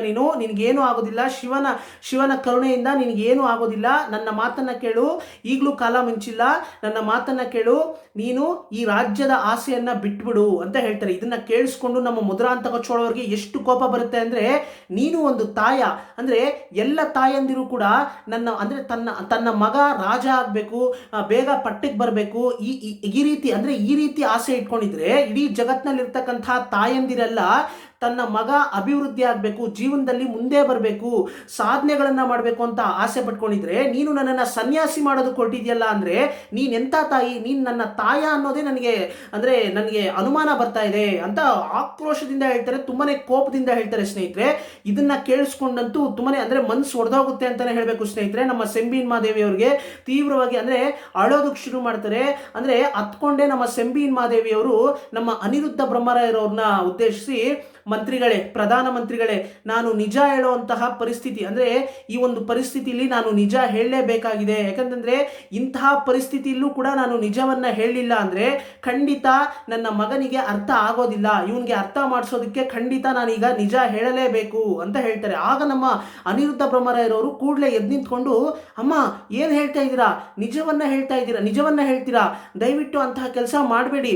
ಒಂದು ವೇಳೆ ನೀವು ನಿಜ ಹೇಳಿದ್ರೆ ಖಂಡಿತ ನಿಮ್ಮ ಮಗ ಮಧುರಾಂತಕ ಚೋಳ ಅವ್ರಿಗೂ ಕೂಡ ಅವರು ಕೂಡ ಏನಾದರೂ ಅನಾಹುತ ಮಾಡ್ಕೊಂಡ್ರೆ ಏನು ಮಾಡ್ತೀರಾ ಅಂತ ಕೇಳೋದಕ್ಕೆ ಶುರು ಮಾಡ್ತಾರೆ. ಆಗ ನಮ್ಮ ಸೆಂಬೀನ್ ಮಾದೇವಿಯವರು ಹತ್ಕೊಂಡೆ, ಏನು ಮಾಡೋದಕ್ಕಾಗೋದಿಲ್ಲ ಪ್ರಧಾನಮಂತ್ರಿಗಳೇ, ನಾನು ಈಗ ಹೇಳಲೇಬೇಕು, ನನ್ನ ಪರಿಸ್ಥಿತಿ ಆಗಿದೆ. ಯಾಕಂತಂದ್ರೆ ಇಷ್ಟೊಂದು ಈ ಮಟ್ಟಕ್ಕೆ ಮುಂದುವರೆದಿದ್ದಾನೆ ನನ್ನ ಮಗ ಖಂಡಿತ ನಾನು ನನ್ನ ಮಗನಿಗೆ ಎಲ್ಲ ನಿಜ ಏನೇನೆಲ್ಲ ಸತ್ಯಗಳನ್ನ ಏನೇನೆಲ್ಲ ರಹಸ್ಯಗಳನ್ನ ನಾವು ರಹಸ್ಯವನ್ನಾಗಿ ನಾವು ರಹಸ್ಯವಾಗಿ ನಾವು ಮೇಂಟೈನ್ ಮಾಡ್ಕೊಂಡು ಬರ್ತಾ ಇದ್ವೋ ಆ ರಹಸ್ಯಗಳನ್ನೆಲ್ಲ ನಾವು ಬಿಚ್ಚಿಡಬೇಕಾಗಿದೆ ಅಂತ ಹೇಳ್ಬಿಟ್ಟು ಕೂಡಲೇ ನಿಜ ಹೇಳೋದಕ್ಕೆ ಶುರು ಮಾಡ್ತಾರೆ ನಮ್ಮ ಸೆಂಬೀನ್ ಮಾದೇವಿ ಅವರು. ಸ್ನೇಹಿತರೆ, ಕೂಡಲೇ ನಮ್ಮ ಮಧುರಾಂತಕ ಚೋಳ ಅವ್ರನ್ನ ಉದ್ದೇಶಿಸಿ, ಮಗನೇ, ನೀನು ಈಗ ನನ್ನ ಹತ್ರ ಒಂದು ಪ್ರಶ್ನೆ ಕೇಳ್ದಲ್ಲ, ನೀನು ನಿಜವಾಗ್ಲೂ ನನ್ನ ತಾಯ ಅಂತ ಕೇಳ್ದಲ್ಲ, ಖಂಡಿತ ನಾನು ನಿಜವಾಗ್ಲೂ ನಿನ್ನ ತಾಯಲ್ಲ ಮಗನೇ ಅಂತ ಹೇಳ್ತಾರೆ. ಇದನ್ನ ಕೇಳಿಸ್ಕೊಂಡಿದ ತಕ್ಷಣ ನಮ್ಮ ಮಧುರಾಂತಕ ಚೋಳ ಅವ್ರಿಗೆ ಎಷ್ಟು ತುಂಬಾನೇ ಆಶ್ಚರ್ಯ ಆಗೋಗುತ್ತೆ. ಏನು, ನಾನು ನಿನ್ನ ಮಗ ಅಲ್ವಾ, ನೀನು ನನ್ನ ತಾಯಿ ಅಲ್ವಾ ಅಂತ ಕೇಳೋದಕ್ಕೆ ಶುರು ಮಾಡ್ತಾರೆ.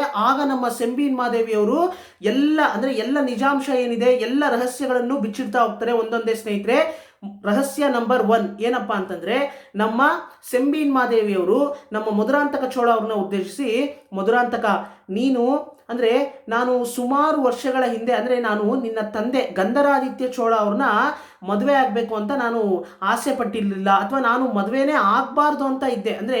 ನಾನು ತೀವ್ರವಾದಂತಹ ಶಿವಭಕ್ತೆ. ನಾನು ಮಳವರಯ್ಯರ್ ಕುಟುಂಬದಲ್ಲಿ ಹುಟ್ಟಿದಂತಹ ಹೆಣ್ಣು ಮಗಳು. ಈ ಮಳಪಾಡಿ ಮಳವರಯ್ಯರ್ ಯಾರಪ್ಪ ಅಂತಂದ್ರೆ, ಈ ಮಳವರಯ್ಯರವರು ಕೂಡ ಚೋಳ ಸಾಮ್ರಾಜ್ಯಕ್ಕೆ ಸಾಮಂತ ಸಾಮ್ರಾಜ್ಯದವರು. ಸೊ ಈ ಮಳವರಯ್ಯರ್ ಕುಟುಂಬದಲ್ಲಿ ಇದು ಕೂಡ ರಾಜ ಕುಟುಂಬ. ಸೊ ರಾಜ ಕುಟುಂಬದಲ್ಲಿ ಹುಟ್ಟಿದ್ರು ಕೂಡ ನಾನು ನನ್ನ ಊರು ಈ ಮಳಪಾಡಿ ಊರಿನಲ್ಲಿರ್ತಕ್ಕಂತಹ ಒಂದು ಶಿವನ ದೇವಸ್ಥಾನ ಇದೆ. ಆ ಶಿವನ ದೇವಸ್ಥಾನದಲ್ಲಿ ನಾನು ಹೋಗಿ ಯಾವಾಗಲೂ ಶಿವನನ್ನ ಶಿವಲಿಂಗದ ಮುಂದೆ ಕೂತ್ಕೊಂಡು ಶಿವನ ಧ್ಯಾನವನ್ನ ಮಾಡೋದಕ್ಕೆ ಕೂತ್ಕೊಂಡ್ಬಿಡ್ತಾ ಇದ್ದೆ. ಆ ಶಿವನ ಧ್ಯಾನವನ್ನ ಮಾಡೋದಕ್ಕೆ ಶುರು ಮಾಡಿದ್ರೆ ನಾನು ನನ್ನನ್ನೇ ನಾನು ಮರೆತು ಶಿವನಿಗೆ ನಾನು ನನ್ನ ಮನಸ್ಸನ್ನೆಲ್ಲ ಶಿವನಿಗೆ ಅರ್ಪಿಸ್ತಾ ಇದ್ದೆ. ನನ್ನ ಮನಸ್ಸಿನಲ್ಲೆಲ್ಲ ಶಿವ ಇರ್ತಾ ಇದ್ರು. ಸೊ ಹಾಗಾಗಿ ಆ ಒಂದು ಏಕಾಗ್ರತೆ ಆಗಿರ್ಬೋದು, ಯಾರು ಇಡೀ ಜಗತ್ತನ್ನೇ ಮರೆತು ನಾನು ಶಿವಲಿಂಗದ ಮುಂದೆ ಕೂತ್ಕೊಂಡು ಧ್ಯಾನ ಮಾಡೋದಕ್ಕೆ ಕೂತ್ಕೊಂಡ್ಬಿಡ್ತಾ ಇದ್ದೆ. ಆ ಮಟ್ಟಕ್ಕೆ ನಾನು ಶಿವಭಕ್ತರಾಗಿದ್ದೆ. ಸೊ ಹೀಗಿರ್ಬೇಕಾದಂತಹ ಪರಿಸ್ಥಿತಿಯಲ್ಲಿ ದಿನಾಗ್ಲೂ ನಾನು ಇದೇ ರೀತಿ ನಾನು ಯಾವ ಮಟ್ಟಕ್ಕೆ ಶಿವನ ಮೇಲೆ ಭಕ್ತಿಯನ್ನ ಇಟ್ಕೊಂಡಿದ್ದೆ ಶಿವನೇ ನನ್ನ ಗಂಡ, ಶಿವನನ್ನೇ ನಾನು ಮದುವೆ ಆಗೋದು, ಶಿವನೇ ನನಗೆ ಗಂಡ, ಶಿವನೇ ನನಗೆ ಗಂಡ ಮತ್ತೆ ಪಾರ್ವತಿನೇ ನನಗೆ ತಾಯಿ. ಈ ಮಟ್ಟಕ್ಕೆ ನಾನು ಭಕ್ತಳಾಗೋಗಿದ್ದೆ. ಸೊ ಹೀಗಿರ್ಬೇಕಾದಂತಹ ಸಂದರ್ಭದಲ್ಲಿ ಒಂದಿನ ನಾನು ಶಿವನ ದೇವಸ್ಥಾನದಲ್ಲಿ ಇದೇ ರೀತಿ ಧ್ಯಾನ ಮಾಡಬೇಕಾದ್ರೆ ನಾನು ತುಂಬಾನೇ ತೀವ್ರವಾಗಿ ಧ್ಯಾನ ಮಾಡ್ತಾ ಇದ್ದೆ. ಸೊ ಗರ್ಭಗುಡಿಯಲ್ಲಿರ್ತಕ್ಕಂತಹ ಶಿವಲಿಂಗನ ಎದುರುಗಡೆ ಕೂತ್ಕೊಂಡು ನಾನು ಧ್ಯಾನ ಮಾಡಬೇಕಾದ್ರೆ ನನ್ನ ಹಿಂದೆ 3 ಜನ ವ್ಯಕ್ತಿಗಳು ಬಂದು ನಿಂತ್ಕೊಂಡ್ರು.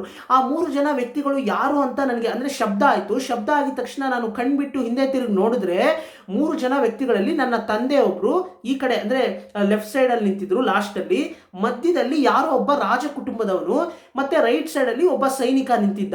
ಸೊ ಹೀಗಿರ್ಬೇಕಾದ್ರೆ ಮಧ್ಯದಲ್ಲಿ ನಿಂತಹ ರಾಜ ಕುಟುಂಬದವನು ಬೇರೆ ಯಾರು ಅಲ್ಲ ಮಗನೇ, ಅವರೇ ನಿನ್ನ ತಂದೆ ಗಂಧರಾದಿತ್ಯ ಚೋಳ ಅವರು. ಸೊ ಅವ್ರನ್ನ ನೋಡಿದ ತಕ್ಷಣ ಸಾಕ್ಷಾತ್ ಶಿವನೇ ನನ್ನ ಎದುರುಗಡೆ ಬಂದು ನಿಂತಾಗಾಯ್ತು. ಸೊ ಹಾಗಾಗಿ ಅವ್ರಿಗೆ ನನ್ನ ಮನಸ್ಸನ್ನು ಕೊಟ್ಬಿಟ್ಟೆ. ಸೊ ಅಂದರೆ ಅವ್ರಿಗೆ ನನ್ನ ಮನಸ್ಸನ್ನು ಆ ಕ್ಷಣನೇ ಕೊಟ್ಬಿಟ್ಟೆ. ಸೊ ನನಗೆ ಅರಿಯದೆ, ಅಂದರೆ ನನಗೆ ತಿಳಿಯದೆ ನಾನು ನನ್ನ ಮನಸ್ಸನ್ನು ಅರ್ಪಿಸ್ಬಿಟ್ಟೆ.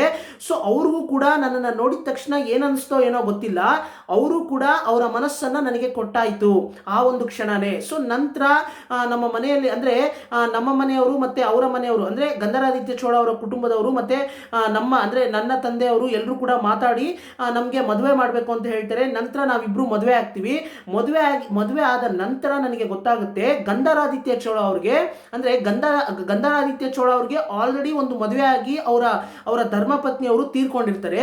ಸೊ ಅವರ ಧರ್ಮಪತ್ನಿಯವರು ತೀರ್ಕೊಂಡ್ರು, ಅಂದರೆ ಗಂಧರಾದಿತ್ಯ ಚೋಳ ಅವರು ವಯಸ್ಸಲ್ಲಿರ್ಬೇಕಾದ್ರೇನೆ ಮದುವೆ ಆಗಿರ್ತಾರೆ. ಅಂದರೆ ಒಂದು 21 ವರ್ಷ ಇರಬೇಕಾದ್ರೆ ಗಂಧರಾದಿತ್ಯ ಚೋಳ ಅವ್ರಿಗೆ ಮದುವೆ ಆಗಿರುತ್ತೆ. ನಂತರ ಅವ್ರ ಮದುವೆ ಆಗಿ ಕೆಲವೇ ತಿಂಗಳುಗಳಲ್ಲಿ ಅವರ ಧರ್ಮಪತ್ನಿಯವರು ತೀರ್ಕೊಂಡಿರ್ತಾರೆ. ನಂತರ ಮದುವೆನೇ ಆಗಬಾರ್ದು ಅನ್ನೋ ಒಂದು ಡಿಸಿಷನ್ ಅಲ್ಲಿ ನಮ್ಮ ಗಂಧರಾದಿತ್ಯ ಚೋಳ ಅವರು ಇದ್ರು.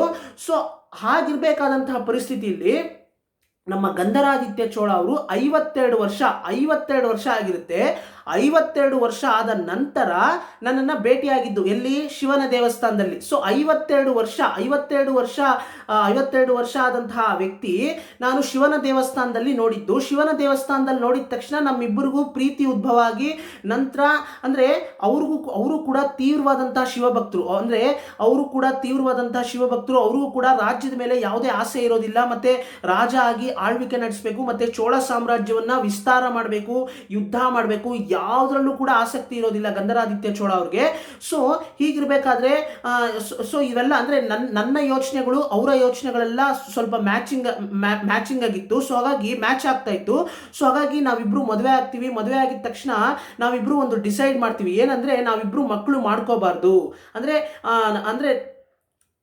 ನಾವಿಬ್ರು ಕೂಡ ಮಕ್ಕಳು ಮಾಡ್ಕೋಬಾರ್ದು, ನಾವಿಬ್ರು ಅಂದರೆ ತೀವ್ರವಾಗಿ ಶಿವಭಕ್ತರಾಗಿ ಇರಬೇಕು ಅಂತ ನಾವು ಡಿಸೈಡ್ ಮಾಡ್ತೀವಿ. ಆದರೂ ಕೂಡ ಚೋಳ ಸಾಮ್ರಾಜ್ಯದಲ್ಲಿ ನಾನು ಇರಬೇಕಾದ್ರೆ ಚೋಳ ಸಾಮ್ರಾಜ್ಯದ ಎಷ್ಟೋ ತಾಯಂದಿರು ಮಕ್ಕಳನ್ನ ತಮ್ಮ ಕಂಕ್ಳಲ್ಲಿ ಇಟ್ಕೊಂಡು ಹೋಗ್ಬೇಕಾದ್ರೆ, ಮತ್ತೆ ಎಷ್ಟೋ ತಾಯಂದಿರು ಮಕ್ಕಳಿಗೆ ಊಟ ತಿನ್ನಿಸ್ಬೇಕಾದ್ರೆ, ಕೈ ತುತ್ತು ತಿನ್ನಿಸ್ಬೇಕಾದ್ರೆ, ಅದನ್ನೆಲ್ಲ ನೋಡ್ಬೇಕಾದ್ರೆ ನನಗೂ ಕೂಡ ಕರುಳು ಚುರುಕಂತ ಇತ್ತು. ಅಂದರೆ ನಾನು ಕೂಡ ತಾಯಿ ಆಗಬೇಕು, ನಾನು ಕೂಡ ತಾಯಿ ಆಗಬೇಕು, ನಾನು ಈ ರೀತಿ ನನ್ನ ಮಗುವನ್ನ ಈ ರೀತಿ ಆಡಿಸ್ಬೇಕು, ಅವನಿಗೆ ನಾನು ಕೈ ತುತ್ತನ್ನ ಕೊಡಬೇಕು, ಈ ರೀತಿ ಎಲ್ಲ ಆಸೆ ಉದ್ಭವ ಆಯಿತು. ನಂತರ ಈ ರೀತಿ ಎಲ್ಲ ಆಸೆ ಉದ್ಭವ ಆಯಿತು. ಈ ಒಂದು ಆಸೆಯ ಕಾರಣದಿಂದ ನಮಗೆ ಪ್ರಸಾದವಾಗಿ ಒಂದು ಮಗು ಕೂಡ ಹುಟ್ಟುತ್ತೆ, ಗಂಡು ಮಗು. ಆ ಗಂಡು ಮಗು ಹುಟ್ಟಿದ ತಕ್ಷಣ ಒಂಚೂರು ಮೂಮೆಂಟೇ ಇರೋದಿಲ್ಲ. ಸೊ ಇದನ್ನ ಅಬ್ಸರ್ವ್ ಮಾಡಿ ನಾನೇನ್ ಮಾಡಿದೆ ಅಂದ್ರೆ, ಅದೇ ಸಂದರ್ಭದಲ್ಲಿ ನನ್ನ ಅರಮನೆ, ಅಂದ್ರೆ ಈ ಒಂದು ಅರಮನೆ ಏನಿದೆ, ತಂಜಾವೂರು ಅರಮನೆ ಏನಿದೆ, ತಂಜಾವೂರು ಅರಮನೆಯ ಪಕ್ಕದಲ್ಲಿರ್ತಕ್ಕಂತಹ ಒಂದು ನಂದನವನ ಇದೆ. ಈ ನಂದನವನದಲ್ಲಿ ಅದೇ ಸಂದರ್ಭದಲ್ಲಿ ಒಬ್ಬ ಹೆಣ್ಣು ಮಗಳು, ಮಾತು ಬರೋದಿಲ್ಲ, ಕಿವಿನೂ ಕೇಳಿಸೋದಿಲ್ಲ. ಸೊ ಆ ಹೆಣ್ಣು ಮಗಳಿಗೂ ಕೂಡ ಅವಳಿ ಜವಳಿ 2 ಮಕ್ಕಳು ಹುಟ್ಟುತ್ತವೆ. ಆ ಅವಳಿ ಜವಳಿ 2 ಮಕ್ಕಳಲ್ಲಿ ಒಂದು ಹೆಣ್ಣು ಒಂದು ಗಂಡು. ಸೊ ಹೀಗಿರ್ಬೇಕಾದ್ರೆ ಈ ವಿಷಯ ನನಗೆ ತಿಳಿದಿದ ತಕ್ಷಣ ಕೂಡಲೇ ನಾನು ಒಬ್ಬ ಸೈನಿಕನನ್ನ ಕರೆದು ಕಳಿಸ್ತೀನಿ. ಏನಂತ ಕಳಿಸಿದೆ ಅಂದ್ರೆ, ಆ ಹೆಣ್ಣು ಮಗಳ ಹತ್ರ ದಯವಿಟ್ಟು ಹೋಗಿ ಹೀಗೆ ನಿನಗೆ 2 ಅವಳಿ ಜೋಡಿ ಮಕ್ಕಳು ಹುಟ್ಟಿದೆಯಲ್ಲ, ಆ ಅವಳಿ ಜೋಡಿ ಮಕ್ಕಳಲ್ಲಿ ಗಂಡು ಮಗು ನಮಗೆ ಕೊಡೋದಕ್ಕಾಗುತ್ತಾ, ಗಂಡು ಮಗುವನ್ನ ನಮ್ಮ ರಾಣಿಯವರು ಸಾಕೊಂತಾರಂತೆ ಅಂತ ನಾನು ಕಳಿಸಿದೆ. ಆಗ ಸೈನಿಕ ಹೋಗಿ ಆ ಹೆಣ್ಣು ಮಗಳನ್ನ ಕೇಳಿದಾಗ ಆ ಹೆಣ್ಣು ಮಗಳು ಮೊದಲು ಕೊಡೋದಕ್ಕೆ ಹಿಂಜರಿದ್ಲು, ಕೊಡಲ್ಲ ಅಂತ ಹೇಳಿದಂತೆ. ಆದ್ರೂ ಕೂಡ ನಂತರ ಒಪ್ಕೊಂಡು ಸರಿ ನಾನು ಕೊಡ್ತೀನಿ ಅಂತ ಹೇಳಿ ಒಪ್ಕೊಂಡ್ಲು. ನಂತರ 2 ಮಗುವನ್ನ ಕೊಡೋದಕ್ಕೆ ರೆಡಿ ಇದ್ಲು. ಸೊ 2 ಮಗುವನ್ನ ಕೊಡೋದಕ್ಕೆ ರೆಡಿ ಇದ್ಲು. ನಂತರ ನಾನೇನ್ ಮಾಡಿದೆ ಅಂದ್ರೆ, ಅದರಲ್ಲಿ ಗಂಡು ಮಗುವನ್ನ ಸೆಲೆಕ್ಟ್ ಮಾಡಿ ಗಂಡು ಮಗುವನ್ನ ನಾನು ಎತ್ಕೊಂಡು ಹೊರಟೋದೆ. ನಂತರ ನನ್ನ ಗಂಡು ಮಗು, ನನಗೆ ಹುಟ್ಟಿದಂತಹ ಗಂಡು ಮಗುವನ್ನ ನಾನು ಆ ಹೆಣ್ಣು ಮಗಳಿಗೆ ಕೊಟ್ಬಿಟ್ಟೆ. ಆ ಹೆಣ್ಣು ಮಗಳು ಮಾತು ಬರೋದಿಲ್ಲ, ಕಿವಿನೂ ಕೇಳಿಸೋದಿಲ್ಲ. ಆ ಹೆಣ್ಣು ಮಗಳ ತಂಗಿಯಾದಂತಹ ಇನ್ನೊಂದು ಹೆಣ್ಣು ಮಗಳು, ಆ ಹೆಣ್ಣು ಮಗಳಿಗೂ ಕೂಡ ಮಾತು ಬರೋದಿಲ್ಲ, ಬರೋದಿಲ್ಲ, ಕಿವಿನೂ ಕೇಳಿಸೋದಿಲ್ಲ. ಸೊ ಆ ಹೆಣ್ಣು ಮಗಳಿಗೆ ಕೊಟ್ಬಿಟ್ಟೆ. ಚೆನ್ನಾಗಿ ಅಬ್ಸರ್ವ್ ಮಾಡಿ ಸ್ನೇಹಿತರೆ, ಇಬ್ರು ಹೆಣ್ಣು ಮಕ್ಕಳಿಗೂ ಕೂಡ ಮಾತು ಬರೋದಿಲ್ಲ, ಕಿವಿನೂ ಕೇಳಿಸೋದಿಲ್ಲ. ಸೊ ಈ ಇಬ್ರು ಹೆಣ್ಣು ಮಕ್ಕಳಲ್ಲಿ ಒಬ್ರು ದೊಡ್ಡವರು, ಸೊ ಅಂದ್ರೆ ಒಬ್ಳು ದೊಡ್ಡವಳು, ಆ ಹೆಣ್ಣು ಮಗಳು 2 ಅವಳಿ ಜವಳಿ ಮಕ್ಕಳನ್ನ ಹೆತ್ತಿರ್ತಾರೆ. ಅದೇ ಸಂದರ್ಭದಲ್ಲಿ ನಮ್ಮ ಸೆಂಬಿನ್ ಮಾದೇವಿ ಅವರಿಗೆ ಮಗು ಹುಟ್ಟಿದಂತಹ ಟೈಮಲ್ಲೇನೆ ಇವ್ರಿಗೂ ಕೂಡ ಇಲ್ಲಿ ಮಗು ಹುಟ್ಟಿರುತ್ತೆ. ಸೊ ಇವ್ರಿಗೆ ಹುಟ್ಟಿದಂತಹ ಮಕ್ಕಳು ಆರೋಗ್ಯವಾಗಿ ಹುಟ್ಟಿರುತ್ತೆ. ಸೊ ಹಾಗಾಗಿ ಸೆಂಬಿನ್ ಮಾದೇವಿ ಅವರು ಈ ಮಾತು ಬರೋದಿಲ್ಲ, ಕಿವಿನೂ ಕೇಳಿಸೋದಿಲ್ವಲ್ಲ, ಸೊ ಈ ಹೆಣ್ಣು ಮಗಳ ಹತ್ರ ಅಂದ್ರೆ ಈ ಹೆಣ್ಣು ಒಂದು ಗಂಡು ಹುಟ್ಟಿರುತ್ತೆ. ಸೊ ಗಂಡು ಮಗುವನ್ನ ಸೆಂಬಿನ್ ಮಾದೇವಿಯವರು ಈಸ್ಕೊಂಡ್ಬಿಡ್ತಾರೆ. ನಂತರ ಇವ್ರ ಹತ್ರ ಇರ್ತಕ್ಕಂತಹ ಗಂಡು ಮಗುವನ್ನ ಇವ್ರಿಗೆ ಕೊಟ್ಬಿಡ್ತಾರೆ. ಈ ಇಬ್ರು ಹೆಣ್ಣು ಮಕ್ಕಳಿಗೆ ಕೊಟ್ಬಿಟ್ಟು ಹೊರಟೋಗ್ತಾರೆ. ನಂತರ ಏನಾಗುತ್ತಪ್ಪ ಅಂತಂದ್ರೆ, ಆ ಮೂಮೆಂಟೇ ಇರಲ್ವಲ್ಲ ಆ ಹೆಣ್ಣು ಮಗಳಿಗೆ, ಆ ಗಂಡು ಮಗುವಿಗೆ ಮೂಮೆಂಟೇ ಇರೋದಿಲ್ವಲ್ಲ. ಸೊ ಮೂಮೆಂಟೇ ಇಲ್ವಲ್ಲ ಅಂತ ಹೇಳಿ ಆ ಒಂದು ಗಂಡು ಮಗುವನ್ನ ಅಂದ್ರೆ ತೀರೋಗಿದೆ, ಅಂದ್ರೆ ಇದಕ್ಕೆ ಜೀವ ಇಲ್ಲ ಅಂತ ಹೇಳಿ ಅಂದ್ರೆ ವೈದ್ಯರು ಕೂಡ ತೀರೋಗಿದೆ ಅಂತಾನೆ ಹೇಳಿರ್ತಾರೆ, ಅಂದ್ರೆ ರಿಪೋರ್ಟ್ ಮಾಡಿರ್ತಾರೆ. ಸೊ ಹೀಗಿರ್ಬೇಕಾದ್ರೆ ಆ ಮಗುವನ್ನ ಸಮಾಧಿ ಮಾಡಬೇಕು, ಅಂದ್ರೆ ಹೂತಾಕ್ಬೇಕು ಅಂತ ಹೋಗ್ಬೇಕಾದ್ರೆ ಅದು ಇನ್ನೇನು ಹೂತಾಕ್ಬೇಕು ಅಷ್ಟರಲ್ಲಿ ಆ ಮಗುವಿಗೆ ಸ್ವಲ್ಪ ಮೂಮೆಂಟ್, ಅಂದ್ರೆ ಸ್ವಲ್ಪ ಕೈ ಬೆರಳುಗಳು ಮತ್ತೆ ಕಣ್ಣುಗಳೆಲ್ಲ ಮಿಟುಕ್ಸೋದಕ್ಕೆ ಶುರು ಮಾಡುತ್ತೆ. ಕೈಗಳೆಲ್ಲ ಸ್ವಲ್ಪ ಅಲ್ಲಾಡೋದಕ್ಕೆ ಶುರು ಆಗುತ್ತೆ. ಸೊ ಅಂದ್ರೆ ಬೆರಳುಗಳೆಲ್ಲ ಅಲ್ಲಾಡ್ಸೋದಕ್ಕೆ ಶುರು ಮಾಡುತ್ತೆ. ಸೊ ಇದನ್ನ ನೋಡಿದ ತಕ್ಷಣ ಓಹೋ ಮಗುವಿಗೆ ಜೀವ ಇದೆ ಅಂತ ತಿಳ್ಕೊತಾರೆ ಆ ಹೆಣ್ಣು ಮಗಳು. ಯಾರ ಹೆಣ್ಣು ಮಗಳು? ಬೇರೆ ಯಾರು ಅಲ್ಲ ಸ್ನೇಹಿತರೆ, ನಮ್ಮ ಸೇಂದನ ಮುದನವರ ತಾಯಿ. ಸೊ ಸೇಂದನ ಮುದನವರ ತಾಯಿ ಮಾತು ಬರೋದಿಲ್ಲ, ಕಿವಿನೂ ಕೇಳಿಸೋದಿಲ್ಲ. ನಿಮಗೆ ಚೆನ್ನಾಗಿ ನಾನು ಆಲ್ರೆಡಿ ಕತೆ ಹೇಳ್ಬೇಕಾದ್ರೆ ಹೇಳಿದ್ದೀನಿ. ಸೊ ಮಾತು ಬರೋದಿಲ್ಲ, ಕಿವಿನೂ ಕೇಳಿಸೋದಿಲ್ಲ ಸೇಂದನ ಮುದನವರ ತಾಯಿಗೆ. ಆದರೆ ನಮ್ಮ ಸೆಂಬಿನ್ ಮಾದೇವಿಯವರು ಅಂದರೆ ಒಂದು ಗಂಡು ಮಗುವಿಗೆ ಜನ್ಮ ಕೊಡಬೇಕಾದಂತಹ ಟೈಮ್ನಲ್ಲೇನೆ ಇನ್ನೊಂದು ಹೆಣ್ಣು ಮಗಳು ತಂಜಾವೂರು ಅರಮನೆಗೆ ಅಂಟ್ಕೊಂಡಿರ್ತಕ್ಕಂತಹ ಅಟ್ಯಾಚ್ ಆಗಿರ್ತಕ್ಕಂತಹ ಒಂದು ನಂದನವನದಲ್ಲಿ ಮಾತು ಬರೋದಿಲ್ಲ, ಕಿವಿನೂ ಕೇಳಿಸೋದಿಲ್ಲ. ಆ ಹೆಣ್ಣು ಮಗಳಿಗೆ ಅವಳಿ ಜವಳಿ ಮಕ್ಕಳು ಹುಟ್ಟುತ್ತೆ ಅಂತ ನಾನು ಹೇಳಿದೆ. ಮಾತು ಬರೋದಿಲ್ಲ, ಕಿವಿನೂ ಕೇಳಿಸೋದಿಲ್ಲ ಸೇಂದನ ಮುದನವರ ತಾಯಿಗೆ ಅಂತ ನಮಗೆ ಗೊತ್ತು. ಇನ್ನೊಬ್ಬ ಹೆಣ್ಣು ಮಗಳು ಯಾರು ಅಂತ ಕೇಳಿದ್ರೆ ಬೇರೆ ಯಾರು ಅಲ್ಲ ಸ್ನೇಹಿತರೆ, ನಮ್ಮ ಮಂದಾಕಿನಿಯವರು ಸ್ನೇಹಿತರೆ. ಎಸ್, ಮಂದಾಕಿನಿಯವ್ರಿಗೂ ಕೂಡ ಮಾತು ಬರೋದಿಲ್ಲ, ಕಿವಿನೂ ಕೇಳಿಸೋದಿಲ್ಲ. ಸೊ ಈ ಮಂದಾಕಿನಿಯವರು ಮತ್ತೆ ಪೂಂಗುಳಲಿ ಅವರ ತಂದೆ ಯಾರು? ಲೈಟ್ ಹೌಸ್ನ ನೋಡ್ಕೋತಾರಲ್ಲ ಅವರು. ಸೊ ಅವರ ಹೆಸರು ನಿಮಗೆ ಕನ್ಫ್ಯೂಸ್ ಆಗ್ಬೋದು, ನಾನು ಯಾವುದಕ್ಕೂ ಕೂಡ ಡಿಸ್ಕ್ರಿಪ್ಷನಲ್ಲಿ ಕೊಟ್ಟಿರ್ತೀನಿ. ಅವರ ಹೆಸರನ್ನ ನೀವು ತಿಳ್ಕೊಳ್ಳೇಬೇಕು ಅಂತಂದರೆ ನೀವು ಕಮೆಂಟ್ ಸೆಕ್ಷನಲ್ಲಿ ಕೇಳ್ಬೋದು, ನಾನು ಹೇಳ್ತೀನಿ ಅದನ್ನು ಪ್ರೊನೌನ್ಸಿಯೇಷನ್ ಹೇಗೆ ಮಾಡೋದು ಹೇಳ್ಕೊಡ್ತೀನಿ. ಸೊ ನಮ್ಮ ಮಂದಾಕಿನಿಯವರ ಅಂದರೆ ಮಂದಾಕಿನಿಯವರು ತುಂಬಾ ದೊಡ್ಡವರು. ಈ ಮಂದಾಕಿನಿಯವರು ಮತ್ತು ಪೂಂಗುಳಲಿ ಅವರ ತಂದೆ ಮತ್ತು ನಮ್ಮ ಸೇಂದನ ಮುದನವರ ತಾಯಿ, ಇವರೆಲ್ಲ ಅಂದರೆ ನಮ್ಮ ಪೂಂಗುಳಲಿ ಅವರ ತಂದೆ ಬಂದು ಮಂದಾಕಿನಿಯವರ ತಮ್ಮ. ಸೊ ನಮ್ಮ ಪೂಂಗುಳಲಿ ಅವರ ತಂದೆ ನಮ್ಮ ಸೇಂದನ ಮುದನವರ ತಾಯಿಗೆ ಅಣ್ಣ ಆಗಬೇಕು. ಸೊ ಹೀಗೆ, ಸೊ ಅಂದರೆ ಇವರೆಲ್ಲ ಅಣ್ಣ ತಂಗಿ ಆ ರೀತಿ. ಅಂದರೆ ನಮ್ಮ ಮಂದಾಕಿನಿಯವರು ಅಂದರೆ ಮಂದಾಕಿನಿಯವರು ಇವರಿಬ್ಬರಿಗೂ ದೊಡ್ಡವರು.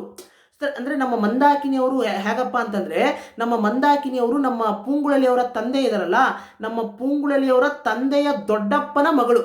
ಸೊ ಹಾಗಾಗಿನೇ ನಮ್ಮ ಮಂದಾಕಿನಿಯವರು ಸ್ವಲ್ಪ ವಯಸ್ಸಲ್ಲಿ ದೊಡ್ಡವರಾಗಿರ್ತಾರೆ. ಸೊ ಹಾಗಾಗಿ ಅವ್ರಿಗೆ ವಯಸ್ಸು ಆಗಿರುತ್ತೆ, ಅಂದರೆ 50 ವರ್ಷ 55 ಮೇಲಾಗಿರುತ್ತೆ. ಸೊ ಹೀಗಿರ್ಬೇಕಾದ್ರೆ ಎಕ್ಸಾಕ್ಟಾಗಿ ವಯಸ್ಸು ಹೇಳೋದಕ್ಕಾಗೋದಿಲ್ಲ ಸ್ನೇಹಿತರೆ. ಯಾಕಂದರೆ ಕಲ್ಕಿ ಕೃಷ್ಣಮೂರ್ತಿ ಅವರು ಕೂಡ ಕತೆ ಹೇಳಬೇಕಾದ್ರೆ ಎಲ್ಲೂ ಕೂಡ ವಯಸ್ಸನ್ನು ಮೆನ್ಷನ್ ಮಾಡೋದಿಲ್ಲ. ಸೊ ನಾವು ಕತೆ ನಾವು ಕತೆ ಕೇಳ್ತಾ ನಮಗೆ ಅರ್ಥ ಆಗುತ್ತೆ. ಸೊ ಹೀಗಿರ್ಬೇಕಾದ್ರೆ ಮಂದಾಕಿನಿಯವರು ಮತ್ತು ಪೂಂಗುಳಲಿ ಅವರ ತಂದೆ ಮತ್ತು ಸೇಂದನ ಮುದನವರ ತಾಯಿ ಇವರೆಲ್ಲರೂ ಕೂಡ ಅಂದರೆ ಅಣ್ಣ ತಂಗಿ ಅಕ್ಕ. ಸೊ ಹೀಗೆ ಅಂದರೆ ಮಂದಾಕಿನಿಯವರು ಪೂಂಗುಳಲಿ ಅವರ ತಂದೆ ಇದಾರಲ್ಲ ಅವ್ರಿಗೆ ಅಕ್ಕ ಆಗಬೇಕು. ಮತ್ತು ಪೂಂಗುಳಲಿ ಅವರ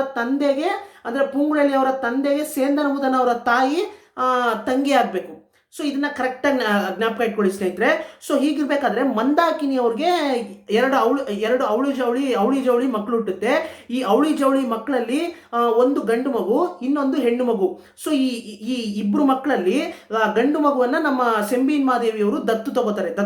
ಅಂದರೆ ಅವ್ರಿಗೆ ಹುಟ್ಟಿರ್ತಕ್ಕಂತಹ ಗಂಡು ಮಗು ಮೂಮೆಂಟ್ ಇರೋದಿಲ್ಲ. ಸೊ ಹಾಗಾಗಿ ವೈದ್ಯರು ಕೂಡ ಇದಕ್ಕೆ ಜೀವ ಇಲ್ಲ ಅಂತ ರಿಪೋರ್ಟ್ ಮಾಡಿರ್ತಾರೆ. ಸೊ ಹಾಗಾಗಿ ಇದನ್ನ ಅಂದರೆ ಈ ಮಗುವನ್ನ ಹೇಗಾದರೂ ಮಾಡಿ ಡಿಸ್ಪೋಸ್ ಮಾಡಿ ನಂತರ ನಾನು ಈ ಮಗುವನ್ನು ದತ್ತು ತಗೊಳ್ಳೋಣ ಅಂತ ಡಿಸೈಡ್ ಮಾಡಿ ನಮ್ಮ ಸೆಂಬಿನ್ ಮಾದೇವಿಯವರು ಹೇಗಿದ್ರು ಮಂದಾಕಿನಿಯವರು ಯಾರೂ ಇರೋದಿಲ್ಲ, ಅನಾಥರು, ಅವ್ರು ಯಾರೂ ಇಲ್ಲ ಅಂತ ಅವ್ರು ಹೇಳ್ಕೊಂಡಿರ್ತಾರೆ. ಸೊ ಹಾಗಾಗಿ ಮಂದಾಕಿನಿಯವರ ಮಗುವನ್ನು ನಾನೇ ನೋಡ್ಕೋತೀನಿ ಅಂತ ಮಂದಾಕಿನಿಯವ್ರ ಹತ್ರ ಹೇಳಿ ನಮ್ಮ ಸೆಂಬಿನ್ ಮಾದೇವಿಯವರು ಸೇಂದನಮುದನ್ ಅವರ ತಾಯಿಯ ಮುಖಾಂತರ ಅವರು ಮಗುವನ್ನು ಇಸ್ಕೋತಾರೆ.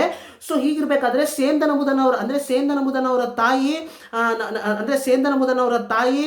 ನಮ್ಮ ನಮ್ಮ ನಮ್ಮ ಸೆಂಬಿನ್ ಮಾದೇವಿಯವರಿಗೆ ಹುಟ್ಟಿರುತ್ತಲ್ಲ ಗಂಡು ಮಗು, ಆ ಗಂಡು ಮಗುವನ್ನು ಹೂತಾಕ್ಬೇಕು ಅಂತ ಹೊರಟಾಗ ಆ ಮಗು ಮೂಮೆಂಟ್ ಇದೆ, ಆ ಮಗುವಿಗೆ ಜೀವ ಇದೆ ಅಂತ ತಿಳ್ಕೊಂಡು ಆ ಮಗುವನ್ನು ಸಾಕೋದಕ್ಕೆ ಶುರು ಮಾಡ್ತಾರೆ ನಮ್ಮ ಸೇಂದನಮುದನ್ ಅವರ ತಾಯಿ. ಸೇಂದನಮುದನ್ ಯಾರು ಅಂತ ಕೇಳಿದ್ರೆ ಸೇಂದನಮುದನ್ ಅವ್ರು ಬೇರೆ ಯಾರು ಅಲ್ಲ ಸ್ನೇಹಿತರೆ, ಸೆಂಬಿನ್ ಮಾದೇವಿ ಅವ್ರಿಗೆ ಹುಟ್ಟಿದಲ್ಲ ಮಗು, ಗಂಡು ಮಗು, ಮೂಮೆಂಟೇ ಇಲ್ಲ, ಜೀವನೇ ಇಲ್ಲ ಅಂತ ಯಾವ ವೈದ್ಯರು ಹೇಳಿದ್ರು ಆ ವೈದ್ಯರ ಮಾತು ಸುಳ್ಳಾಗೋ ರೀತಿಯಲ್ಲಿ ನಮ್ಮ ಅಂದ್ರೆ ಆ ಒಂದು ಮಗು ಮೂಮೆಂಟೇ ಇಲ್ಲ ಅಂತ ಹೇಳಿದ್ರಲ್ಲ, ಆ ಮಗುವಿಗೆ ಜೀವ ಇದೆ ಅಂತ ಗೊತ್ತಾಗುತ್ತೆ. ನಂತರ ನಮ್ಮ ಸೇಂದನಮುದನ್ ಅವರ ತಾಯಿ ಸೇಂದನಮುದನ್ ಅವ್ರನ್ನ ಎತ್ಕೊಂಡೋಗಿ ಸಾಕೋದಕ್ಕೆ ಶುರು ಮಾಡ್ತಾರೆ. ಅಂದ್ರೆ ಈ ಮಗು ಜೀವ ಇದೆ, ಈ ಮಗು ಸತ್ತಿಲ್ಲ ಅನ್ನೋ ಒಂದು ವಿಷಯ 5 ವರ್ಷದವರೆಗೂ ನಮ್ಮ ಸೆಂಬಿನ್ ಮಾದೇವಿ ಅವರಿಗೆ ಗೊತ್ತಾಗೋದೇ ಇಲ್ಲ.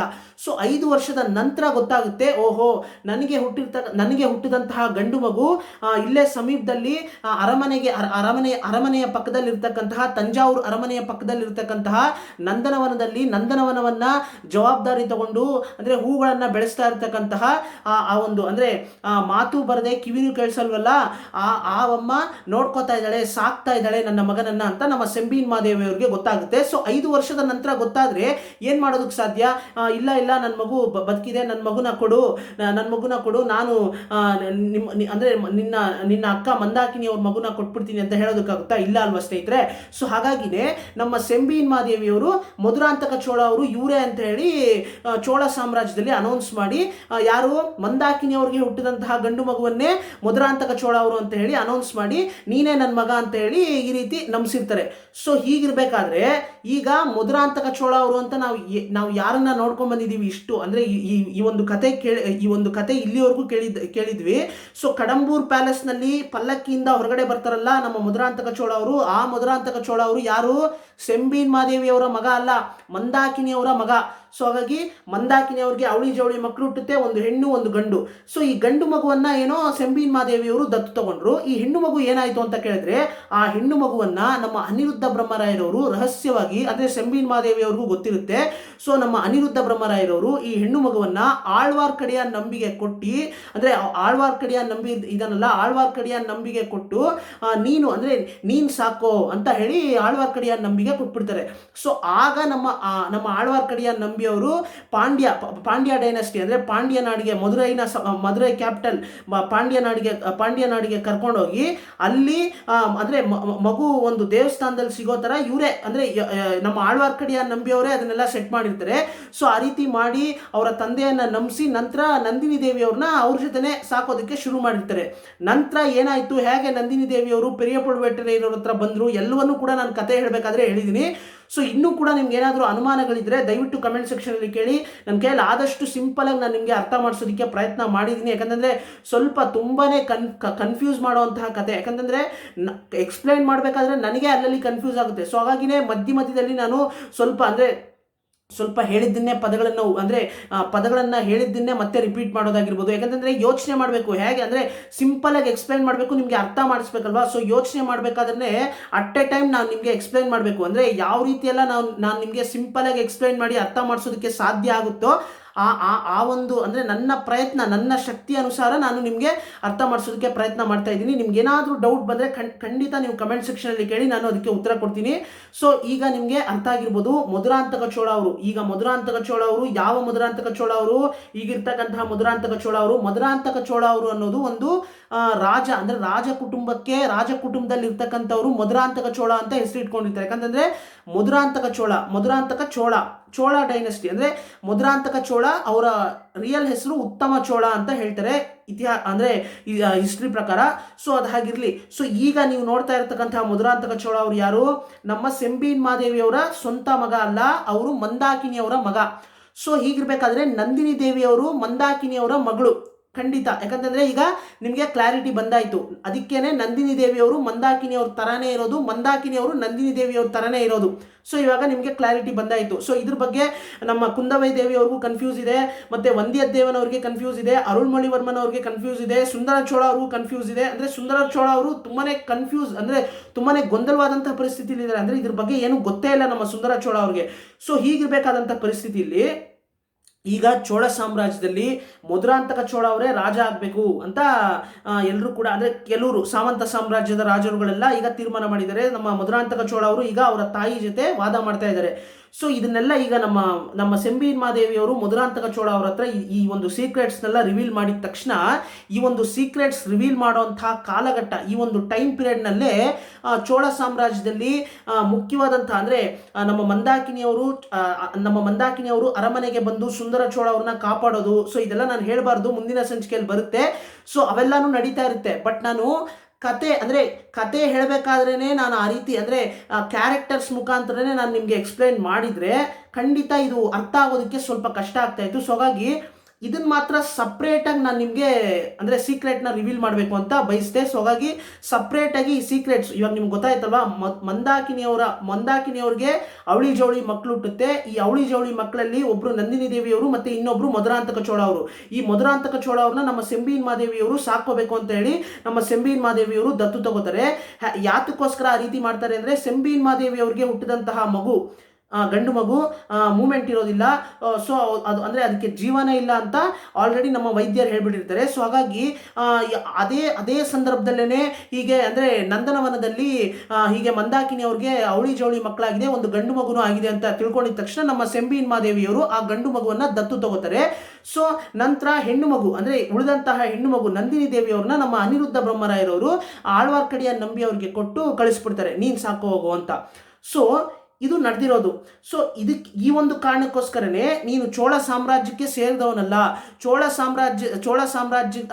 ಸಾಮ್ರಾಜ್ಯಕ್ಕೆ ನೀನು ರಾಜ ಆಗೋದಕ್ಕೆ ಯಾವುದೇ ಅಧಿಕಾರ ಇಲ್ಲ ಅನ್ನೋದನ್ನ ಮನಸ್ಸಿನಲ್ಲಿ ಇಟ್ಕೊಂಡು ಒಂದು ಕಡೆ, ಇನ್ನೊಂದು ಕಡೆ ತೀವ್ರವಾದಂತಹ ಶಿವಭಕ್ತನಾಗಿ ಬೆಳೆಸಬೇಕು ಅಂತ ನಿನ್ನ ತಂದೆಯವರು ಮಾತು ಕೊಟ್ಟಿದ್ದಾರೆ ಅಂತ ಹೇಳಿದ್ರು ಕೂಡ ಒಂದು ಕಡೆ ತೀವ್ರವಾದಂಥ ಶಿವಭಕ್ತನನ್ನಾಗೆ ಬೆಳೆಸ್ತಾ ಇದ್ದಾರೆ. ಅಂದರೆ ಇಂಡೈರೆಕ್ಟ್ ಆಗಿ, ಅಂದರೆ ನಮ್ಮ ಸೆಂಬಿನ್ ಮಾದೇವಿಯವರು ಜವಾಬ್ದಾರಿ ತಗೊಂಡು ಬೆಳೆಸ್ತಾ ಇಲ್ಲ ಅಂದ್ರೂ ಕೂಡ ನಮ್ಮ ಸೆಂಬಿನ್ ಮಾದೇವಿಯವರು ಅವರ ಗಂಡ ಗಂಧರಾದಿತ್ಯ ಚೋಳ ಅವರಿಗೆ ಕೊಟ್ಟಂತಹ ಮಾತನ್ನು ಅವರು ಉಳಿಸ್ಕೊಂಡಿದ್ದಾರೆ. ಎಲ್ಲೋ ಒಂದು ಕಡೆ ಯಾವ ರೀತಿ ಉಳಿಸ್ಕೊಂಡಿದ್ದಾರೆ, ನಮ್ಮ ಸೇಂದನ ಮುದನವರು ತೀವ್ರವಾದಂತಹ ಶಿವಭಕ್ತರು. ನಿಮ್ಗೆಲ್ರಿಗೂ ಗೊತ್ತು, ಈಗ ಆಲ್ರೆಡಿ ನೀವೆಲ್ಲ ಕಥೆ ಕೇಳಿರ್ತೀರಾ. ಸೇಂದನ ಮುದನವರು ತೀವ್ರವಾದಂತಹ ಶಿವಭಕ್ತರು ಸ್ನೇಹಿತರೆ, ನೆನಪಲ್ಲಿ ಇಟ್ಕೊಳ್ಳಿ.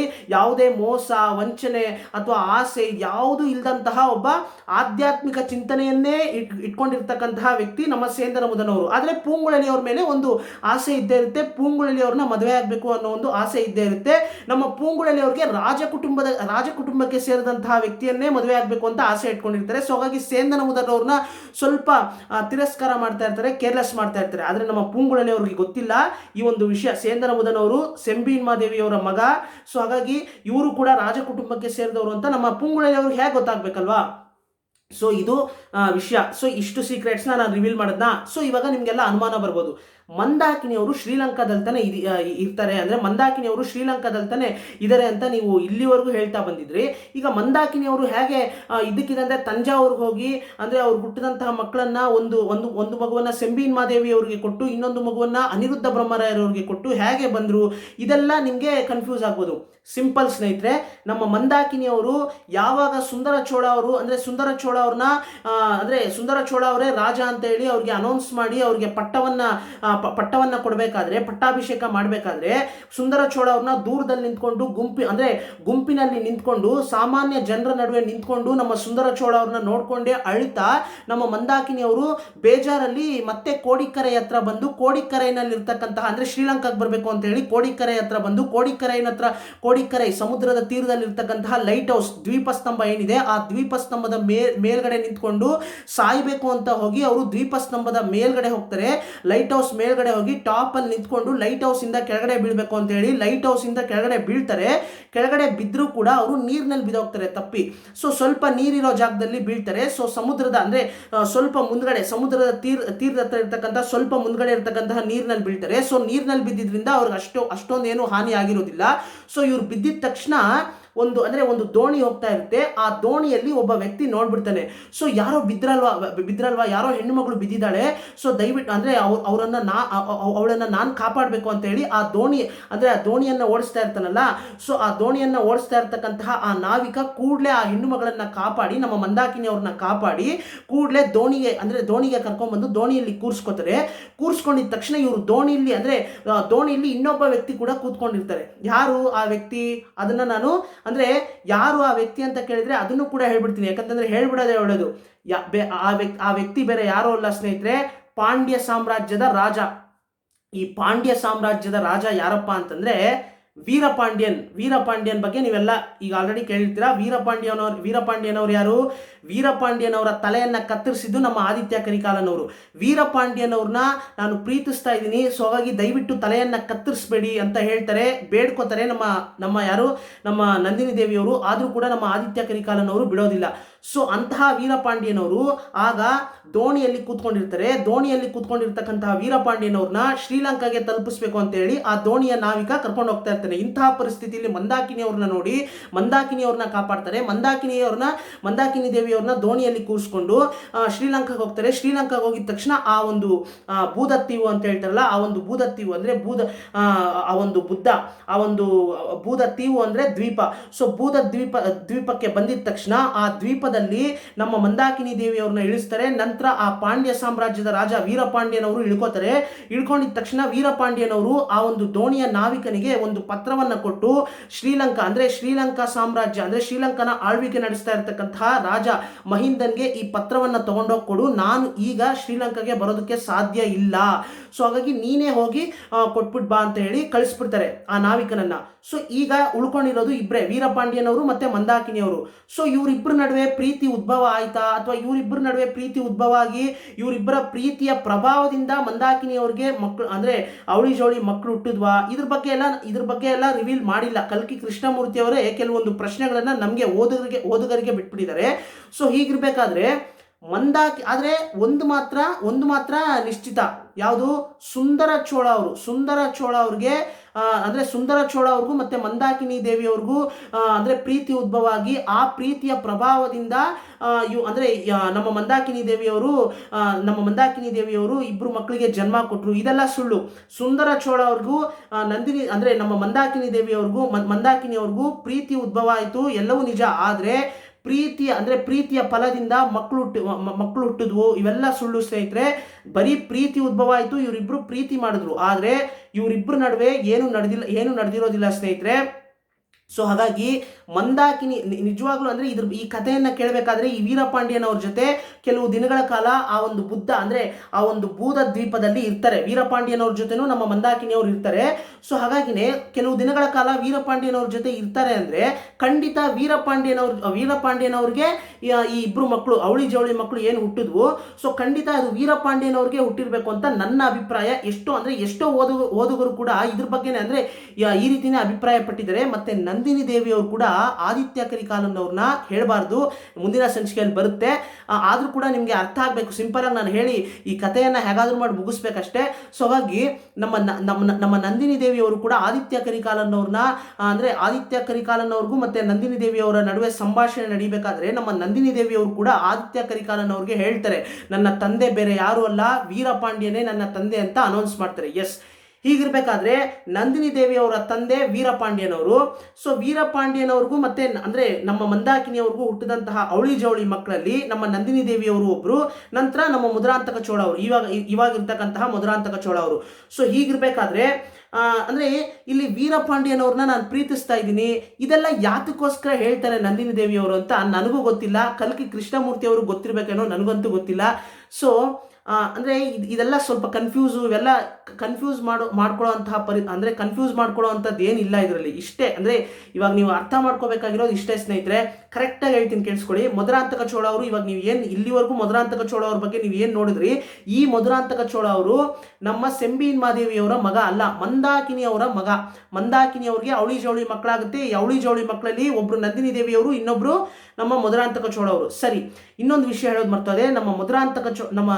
ನಮ್ಮ ಮಂದಾಕಿನಿ ದೇವಿಯವರು ಬೂದ ದ್ವೀಪದಲ್ಲಿ ಕೆಲವು ದಿನಗಳ ಕಾಲ ವೀರಪಾಂಡ್ಯನವ್ರ ಜೊತೆ ಇರ್ತಾರೆ. ನಂತರ ನಮ್ಮ ಮಂದಾಕಿನಿ ದೇವಿಯವರು ಕೋಡಿಕ್ಕರೈಗೆ ಬರ್ತಾರೆ. ನಂತರ ಅಂದರೆ ವೀರಪಾಂಡ್ಯನವರು ನಂತರ ಶ್ರೀಲಂಕಾಗೆ ಹೋಗಬೇಕು ಅಥವಾ ಪಾಂಡ್ಯ ಡೈನೆಸ್ಟಿಗೆ ಹೋಗಬೇಕು ಅಂತ ಅವರೆಲ್ಲೋ ಕೆಲಸದ ಮೇಲೆ ಹೋಗ್ತಾರೆ. ನಂತರ ನಮ್ಮ ಮಂದಾಕಿನಿಯವರು ಕೋಡಿಕ್ಕರೈಗೆ ಬಂದಾಗ ಮಂದಾಕಿನಿಯವರು ಬಸ್ರಾಗಿರ್ತಾರೆ.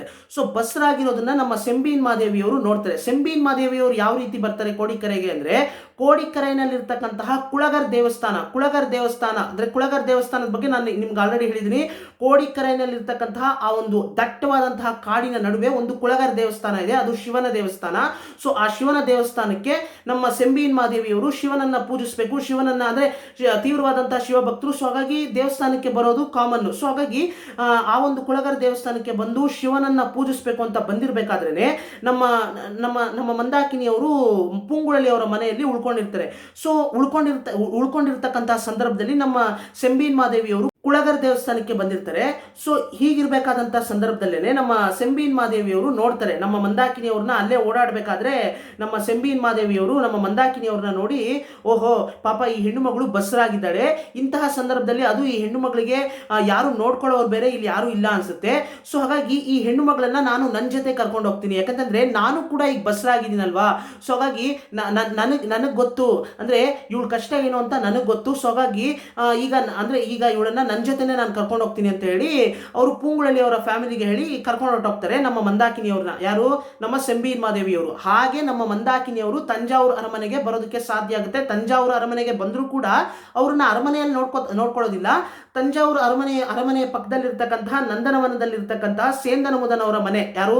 ಸೇಂದನ ಮುದನ್ ಅವರ ತಾಯಿ ಯಾರು? ಅವ್ರಿಗೂ ಕೂಡ ಮಾತು ಬರೋದಿಲ್ಲ. ಸೊ ಹಾಗಾಗಿ ಕಿವಿನೂ ಕಳಿಸೋದಿಲ್ಲ. ಅವ್ರು ಏನಾಗಬೇಕು ಮಂದಾಕಿನಿಯವ್ರಿಗೆ? ಮಂದಾಕಿನಿಯವರ ತಂಗಿ ಮನೆಯಲ್ಲಿ ನಮ್ಮ ಮಂದಾಕಿನಿಯವರು ಉಳ್ಕೊಂಡಿರ್ತಾರೆ. ಸೊ ಹಾಗಾಗಿ ಇಂತಹ ಒಂದು ಸಂದರ್ಭದಲ್ಲೇನೆ, ಇಂತಹ ಒಂದು ಕಾಲಘಟ್ಟದಲ್ಲೇನೆ ನಮ್ಮ ಸೆಂಬೀನ್ ಮಾದೇವಿಯವರು ಒಂದು ಗಂಡು ಮಗುವಿಗೆ ಜನ್ಮ ಕೊಡ್ತಾರೆ. ಅದೇ ಟೈಮ್ಗೆನೆ, ಅದೇ ಸಂದರ್ಭ, ಅದೇ ಕ್ಷಣ, ಅದೇ ಟೈಮ್ಗೆನೆ ನಮ್ಮ ಅಂದ್ರೆ ಇಲ್ಲಿ ಒಂದು ಕಡೆ ನಂದನವನದಲ್ಲಿ ಉಳ್ಕೊಂಡಿರ್ತಕ್ಕಂತಹ ನಮ್ಮ ಮಂದಾಕಿನಿಯವರು ಕೂಡ ಎರಡು ಅವಳಿ ಜೋಳಿ ಮಕ್ಕಳಿಗೆ ಜನ್ಮ ಕೊಡ್ತಾರೆ. ಅದರಲ್ಲಿ ಒಬ್ರು ನಂದಿನಿ ದೇವಿಯವರು, ಇನ್ನೊಬ್ಬ ಮಧುರಾಂತಕ ಚೋಳ ಅವರು, ಈಗಿರ್ತಕ್ಕಂತಹ ಮಧುರಾಂತಕ ಚೋಳ ಅವರು. ಸೊ ಇವರಿಬ್ಬರಲ್ಲಿ ಮಧುರಾಂತಕ ಚೋಳ ಅವ್ರನ್ನ ನಮ್ಮ ಸೆಂಬೀನ್ ಮಾದೇವಿಯವರು ದತ್ತು ತಗೋತಾರೆ. ಯಾಕಂತಂದ್ರೆ ಸೆಂಬೀನ್ ಮಾದೇವಿಯವರು ಹುಟ್ಟಿದಂತಹ ಮಗ ಅಂದ್ರೆ ಗಂಡು ಮಗು, ಅಂದ್ರೆ ಆ ಗಂಡು ಮಗು ಮೂಮೆಂಟ್ ಇರೋದಿಲ್ಲ. ಸೊ ಜೀವನೇ ಇಲ್ಲ ಅಂತ ಆಲ್ರೆಡಿ ವೈದ್ಯರು ಹೇಳ್ಬಿಡ್ತಾರೆ. ಸೊ ಹಾಗಾಗಿ ಹೇಗಿದ್ರು ಮಂದಾಕಿನಿ ಅನಾಥಳು, ಅವಳನ್ನ ಯಾರು ನೋಡ್ಕೊಳ್ಳೋರಿಲ್ಲ. ಸೊ ಹಾಗಾಗಿ ಅವಳು ಹುಟ್ಟಿರ್ತಕ್ಕಂತಹ ಒಂದು ಗಂಡು ಮಗುವನ್ನ ನಾನು ಯಾಕೆ ದತ್ತು ತಗೋಬಾರ್ದು ಅಂತ ಹೇಳಿ ನಮ್ಮ ಸೆಂಬೀನ್ ಮಾದೇವಿಯವರು ದತ್ತು ತಗೋತಾರೆ.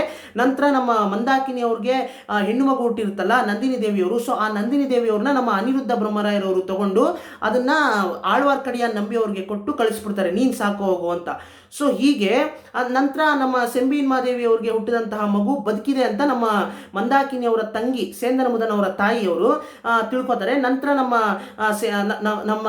ಸೇಂದನ ಮುದನ್ ಅವ್ರನ್ನ ಮಗುವಿನಿಂದನೇ ಬೆಳೆಸೋದಕ್ಕೆ ಶುರು ಮಾಡ್ತಾರೆ. ಅಂದ್ರೆ ನಾನೇ ಬೆಳೆಸ್ತೀನಿ, ನಾನೇ ಈ ಮಗುವನ್ನ ಸಾಕ್ತೀನಿ ಅಂತ ಹೇಳಿ ನಮ್ಮ ಮಂದಾಕಿನಿಯವರ ತಂಗಿ ಅಂದ್ರೆ ಜೀವನೇ ಹೊರಟೋಗಿದೆ ಅಂತ ಅನ್ಕೊಂಡು ನಮ್ಮ ಸೆಂಬೀನ್ ಮಾದೇವಿ ಅವರು ಕೊಟ್ಟಿರ್ತಾರಲ್ಲ ಡಿಸ್ಪೋಸ್ ಮಾಡೋದಕ್ಕೆ. ಸೊ ಆ ಮಗು ಬದುಕಿದೆ ಅಂತ ತಿಳ್ಕೊಂಡು ಮಗು ಬದುಕಿದೆ ಅಂತ ಕನ್ಫರ್ಮ್ ಮಾಡಿಕೊಂಡು ನಮ್ಮ ಸೆಂಬೀನ್ ಮಾದೇವಿಯವರು ಜೀವನೇ ಇಲ್ಲ ಅಂತ ಕೊಟ್ಟಂತಹ ಮಗು ಬದುಕಿದೆ ಅಂತ ಕನ್ಫರ್ಮ್ ಮಾಡಿಕೊಂಡು ನಮ್ಮ ಮಂದಾಕಿನಿಯವರ ತಂಗಿ ಆ ಮಗುವನ್ನ ಸಾಕೋದಕ್ಕೆ ಶುರು ಮಾಡ್ತಾರೆ. ಆ ಮಗುವಿನೇ ನಿಜವಾದ ಮಗ, ನಮ್ಮ ಸೆಂಬೀನ್ ಮಾದೇವಿಯವರ ಮಗ. ಈಗ ಸೇಂದನ ಮುದನ್ ಅನ್ನೋ ಒಂದು ಹೆಸರಿನಲ್ಲಿ ಇದ್ದಾರೆ ಚೋಳ ಸಾಮ್ರಾಜ್ಯದಲ್ಲಿ. ಆದ್ರೆ ಖಂಡಿತ ಅವರು ಸೆಂಬೀನ್ ಮಾದೇವಿಯವರ ಮಗ ಸ್ನೇಹಿತರೆ. ಇದು ನಮ್ಮ ಸೆಂಬೀನ್ ಮಾದೇವಿಯವ್ರಿಗೂ ಗೊತ್ತಿರುತ್ತೆ. ಯಾವಾಗ ಗೊತ್ತಾಗುತ್ತೆ? 5 ವರ್ಷದ ನಂತರ ಗೊತ್ತಾಗುತ್ತೆ. 5 ವರ್ಷದ ನಂತರ ಗೊತ್ತಾದ್ರೆ ಮತ್ತೆ ಇದು ನನ್ನ ಮಗು ಬದುಕಿದೆ, ಕೊಟ್ಬಿಡು, ನಾನು ಅಂದ್ರೆ ನಿನ್ನ ಅಕ್ಕನ ಮಗುವನ್ನ ಕೊಟ್ಬಿಡ್ತೀನಿ ಅಂತ ಹೇಳಿ ಈಸ್ಕೊಳ್ಳೋದಕ್ಕಾಗುತ್ತಾ? ವಾಪಸ್ ಈಸ್ಕೊಳ್ಳೋದಕ್ಕಾಗುತ್ತಾ? ಸೊ ಹಾಗಾಗಿನೇ ಈಸ್ಕೊಳ್ಳೋದಿಲ್ಲ. ಸೊ ಇಷ್ಟು ಸೀಕ್ರೆಟ್ಸ್ನ ನಾನು ರಿವೀಲ್ ಮಾಡಾಯ್ತು. ಸೊ ಇನ್ಯಾವುದು ಸೀಕ್ರೆಟ್ಸು ಪೊನ್ನಿಯಿನ್ ಸೆಲ್ವನ್ನಲ್ಲಿ ಇನ್ಯಾವುದು ಸೀಕ್ರೆಟ್ಸ್ನ ರಿವೀಲ್ ಮಾಡುವಂಥ ಪರಿಸ್ಥಿತಿ ಇಲ್ಲ. ಸೊ ಹೀಗಿರ್ಬೇಕಾದ್ರೆ ಈಗ ನೀವು ತಿಳ್ಕೊಬೇಕಾಗಿರೋದು ಸುಂದರ ಚೋಳ ಅವ್ರಿಗೆ ಮತ್ತೆ ಮಂದಾಕಿನಿ ದೇವಿ ಅವ್ರಿಗೆ ಅಂದ್ರೆ ಮಗು ಎಲ್ಲ ಹುಟ್ಟೋದಿಲ್ಲ ಸ್ನೇಹಿತರೆ. ಖಂಡಿತ ಇಲ್ಲಿವರೆಗೂ ನೀವು ಕತೆ ಕೇಳಿದ್ದೀರಾ, ಇಲ್ಲಿವರೆಗೂ 15ನೇ ಸಂಚಿಕೆವರೆಗೂ ಯಾರ್ಯಾರೆಲ್ಲ ಕತೆ ಕೇಳಿದ್ದೀರಾ, ಖಂಡಿತ ನಿಮ್ಗೆಲ್ಲ ಒಂದು ಅನುಮಾನ ಇರುತ್ತೆ. ಸುಂದರ ಚೋಳ ಅವ್ರಿಗೆ ಮತ್ತೆ ಮಂದಾಕಿನಿ ದೇವಿ ಅವ್ರಿಗೆ ಮೊದಲು ನಮ್ಮ ಸುಂದರ ಚೋಳ ಅವ್ರಿಗೆ ಮತ್ತೆ ಮಂದಾಕಿನಿ ಅವ್ರಿಗೆ ಪ್ರೀತಿ ಉದ್ಭವ ಆಗಿ ಆ ಪ್ರೀತಿಯ ಫಲದಿಂದ ಖಂಡಿತ ಇವ್ರಿಗೆ ನಂದಿನಿ ದೇವಿಯವರು ಹುಟ್ಟಿರ್ತಾರೆ. ನಂದಿನಿ ದೇವಿಯವರು ಖಂಡಿತ ಸುಂದರ ಚೋಳ ಅವರ ಮಗಳೇ ಆಗಿರ್ತಾರೆ, ಮಂದಾಕಿನಿಯವರ ಮಗಳೇ ಆಗಿರ್ತಾರೆ ಅಂತ ನೀವು ಅನ್ಕೊಂಡಿರ್ತೀರ. ಆದ್ರೆ ನಿಮ್ಮ ಊಹೆ 50% ಕರೆಕ್ಟು, 50% ರಾಂಗು. ಕರೆಕ್ಟಾಗಿ ನೆನ್ಪಿಟ್ಕೊಳ್ಳಿ. ಮಂದಾಕಿನಿಯವರ ಮಗಳು ನಂದಿನಿ ದೇವಿಯವರು ನಿಜ, ಮಂದಾಕಿನಿಯವರ ಮಗ ಮಧುರಾಂತಕ ಚೋಳ ಅವರು ನಿಜ. ಆದರೆ ನಂದಿನಿ ದೇವಿಯವರು ಸುಂದರ ಚೋಳ ಅವರ ಮಗಳಾಗೋದಕ್ಕೆ ಸಾಧ್ಯ ಇಲ್ಲ. ಯಾಕಂತಂದ್ರೆ ಸುಂದರ ಚೋಳ ಅವ್ರಿಗೂ ಮತ್ತೆ ಮಂದಾಕಿನಿಯವ್ರಿಗೂ ಪ್ರೀತಿ ಉದ್ಭವ ಆಯಿತು. ಆದರೆ ಆ ಪ್ರೀತಿಯ ಫಲದಿಂದ ಇವರಿಬ್ಬರಿಗೂ ಮಕ್ಕಳು ಹುಟ್ಟಿಲ್ಲ. ಖಂಡಿತ ಇವರಿಬ್ಬರಲ್ಲಿ ಏನೂ ನಡೆದಿಲ್ಲ. ಬರೀ ಪ್ರೀತಿ ಅಷ್ಟೇ, ಪ್ರೀತಿ ಮಾಡ್ತಾರೆ, ಕೆಲವು ದಿನಗಳು ಇವರು ಜೊತೆಲಿರ್ತಾರೆ, ಪ್ರೀತಿ ಮಾಡ್ತಾರೆ ಅಷ್ಟೇ.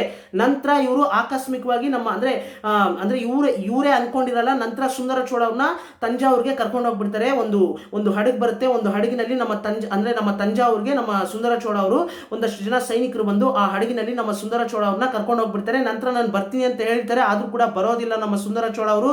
ಸೊ ಅದೆಲ್ಲ ನಾನು ನಿಮಗೆ ಆಲ್ರೆಡಿ ಹೇಳಿದ್ದೀನಿ. ಸೊ ನೀವು ಕರೆಕ್ಟಾಗಿ ನೆನ್ಪಿಟ್ಕೊಳ್ಬೇಕು. ಸುಂದರ ಚೋಳ ಅವ್ರಿಗೆ ಮತ್ತೆ ಮಂದಾಕಿನಿ ಅವ್ರಿಗೆ ಅಂದ್ರೆ ಇವರಿಬ್ಬರಿಗೂ ಮಕ್ಕಳು ಹುಟ್ಟೋದಿಲ್ಲ. ಅಂದ್ರೆ ಇವರಿಬ್ಬರ ನಡುವೆ ಪ್ರೀತಿ ಉದ್ಭವ ಆಗುತ್ತೆ. ಆ ಪ್ರೀತಿಯ ಫಲದಿಂದ ಮಕ್ಕಳು ಹುಟ್ಟು. ಇವೆಲ್ಲ ಸುಳ್ಳು ಸ್ನೇಹಿತರೆ. ಈ ರೀತಿ ಎಲ್ಲ ನೀವು ಈ ರೀತಿ ನೀವು ಊಹೆ ಮಾಡಿರ್ತೀರಾ. 15ನೇ ಸಂಚಿಕೆವರೆಗೂ ಯಾರೆಲ್ಲ ಕತೆ ಕೇಳಿರ್ತೀರಾ ಎಲ್ಲರೂ ಕೂಡ ಇದೇ ರೀತಿ ಊಹೆ ಮಾಡಿರ್ತೀರಾ. ಖಂಡಿತ ನಿಮ್ಮ ಊಹೆ 50% ಮಾತ್ರ ಕರೆಕ್ಟು. ಯಾಕಂತಂದ್ರೆ ಮಂದಾಕಿನಿ ಅವ್ರಿಗೆ ಹುಟ್ಟಿದಂತಹ ಮಕ್ಕಳು ಮಧುರಾಂತಕ ಚೋಳ ಅವರು ಮತ್ತೆ ನಮ್ಮ ನಂದಿನಿ ದೇವಿಯವರು. ಆದರೆ ನಮ್ಮ ಮಂದಾಕಿನಿಯವರು ಮತ್ತೆ ವೀರಪಾಂಡ್ಯನವರ ನಡುವೆ ಅಂದ್ರೆ ಪ್ರೀತಿ ಉದ್ಭವ ಆಗಿ ಪ್ರೀತಿಯ ಫಲದಿಂದ ನಂದಿನಿ ದೇವಿಯವರು ಮಧುರಾಂತಕ ಚೋಳ ಅವರು ಹುಟ್ಟಿರ್ಬೋದು ಅಂತ ನಾವು ಊಹೆ ಮಾಡ್ಬೋದು. ಯಾಕಂತಂದ್ರೆ ನಮ್ಮ ನಂದಿನಿ ದೇವಿಯವರು ಆದಿತ್ಯ ಕರಿಕಾಲನವ್ರ ಹತ್ರ ಮಾತಾಡ್ಬೇಕಾದ್ರೆ ಹೇಳ್ತಾರೆ ನನ್ನ ತಂದೆ ವೀರಪಾಂಡ್ಯನವರೇ ಅಂತ. ಮತ್ತೆ ಒಂದು ಕಡೆ ವೀರಪಾಂಡ್ಯನವ್ರ ಜೊತೆ ಕೆಲವು ದಿನಗಳ ಕಾಲ ನಮ್ಮ ಮಂದಾಕಿನಿಯವರು ಇರ್ತಾರಲ್ವಾ.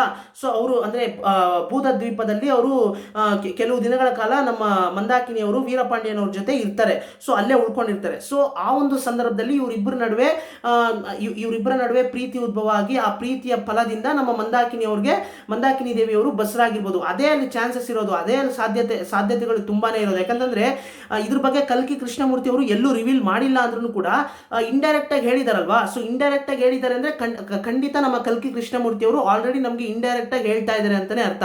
ಸೊ ಅಂದ್ರೆ ಇದ್ರಲ್ಲಿ ಕನ್ಫ್ಯೂಸ್ ಮಾಡ್ಕೊಳ್ಳೋದಕ್ಕೆ ಏನೂ ಇಲ್ಲ. ಸೊ ಇಷ್ಟು ಅಂದ್ರೆ ಇವಾಗ ಏನು ಹೇಳಿದೆ ಕರೆಕ್ಟಾಗಿ ಇಷ್ಟನ್ನು ಮಾತ್ರ ನೀವು ಅರ್ಥ ಮಾಡ್ಕೊಳ್ಳಿ. ಏನಾದರೂ ಅನುಮಾನ ಇದ್ರೆ ಕಮೆಂಟ್ ಸೆಕ್ಷನ್ ಅಲ್ಲಿ ಕೇಳಿ, ಸಿಂಪಲ್ ಆಗಿ ನಾನು ನಿಮಗೆ ಅರ್ಥ ಮಾಡಿಸ್ತೀನಿ. ಏನು ಅಂದ್ರೆ ಇದ್ರಲ್ಲಿ ಕನ್ಫ್ಯೂಸ್ ಮಾಡ್ಕೊಳ್ಳೋದಕ್ಕೆ ಏನೂ ಇಲ್ಲ, ಇಷ್ಟೇ ಇರೋದು ಕತೆ.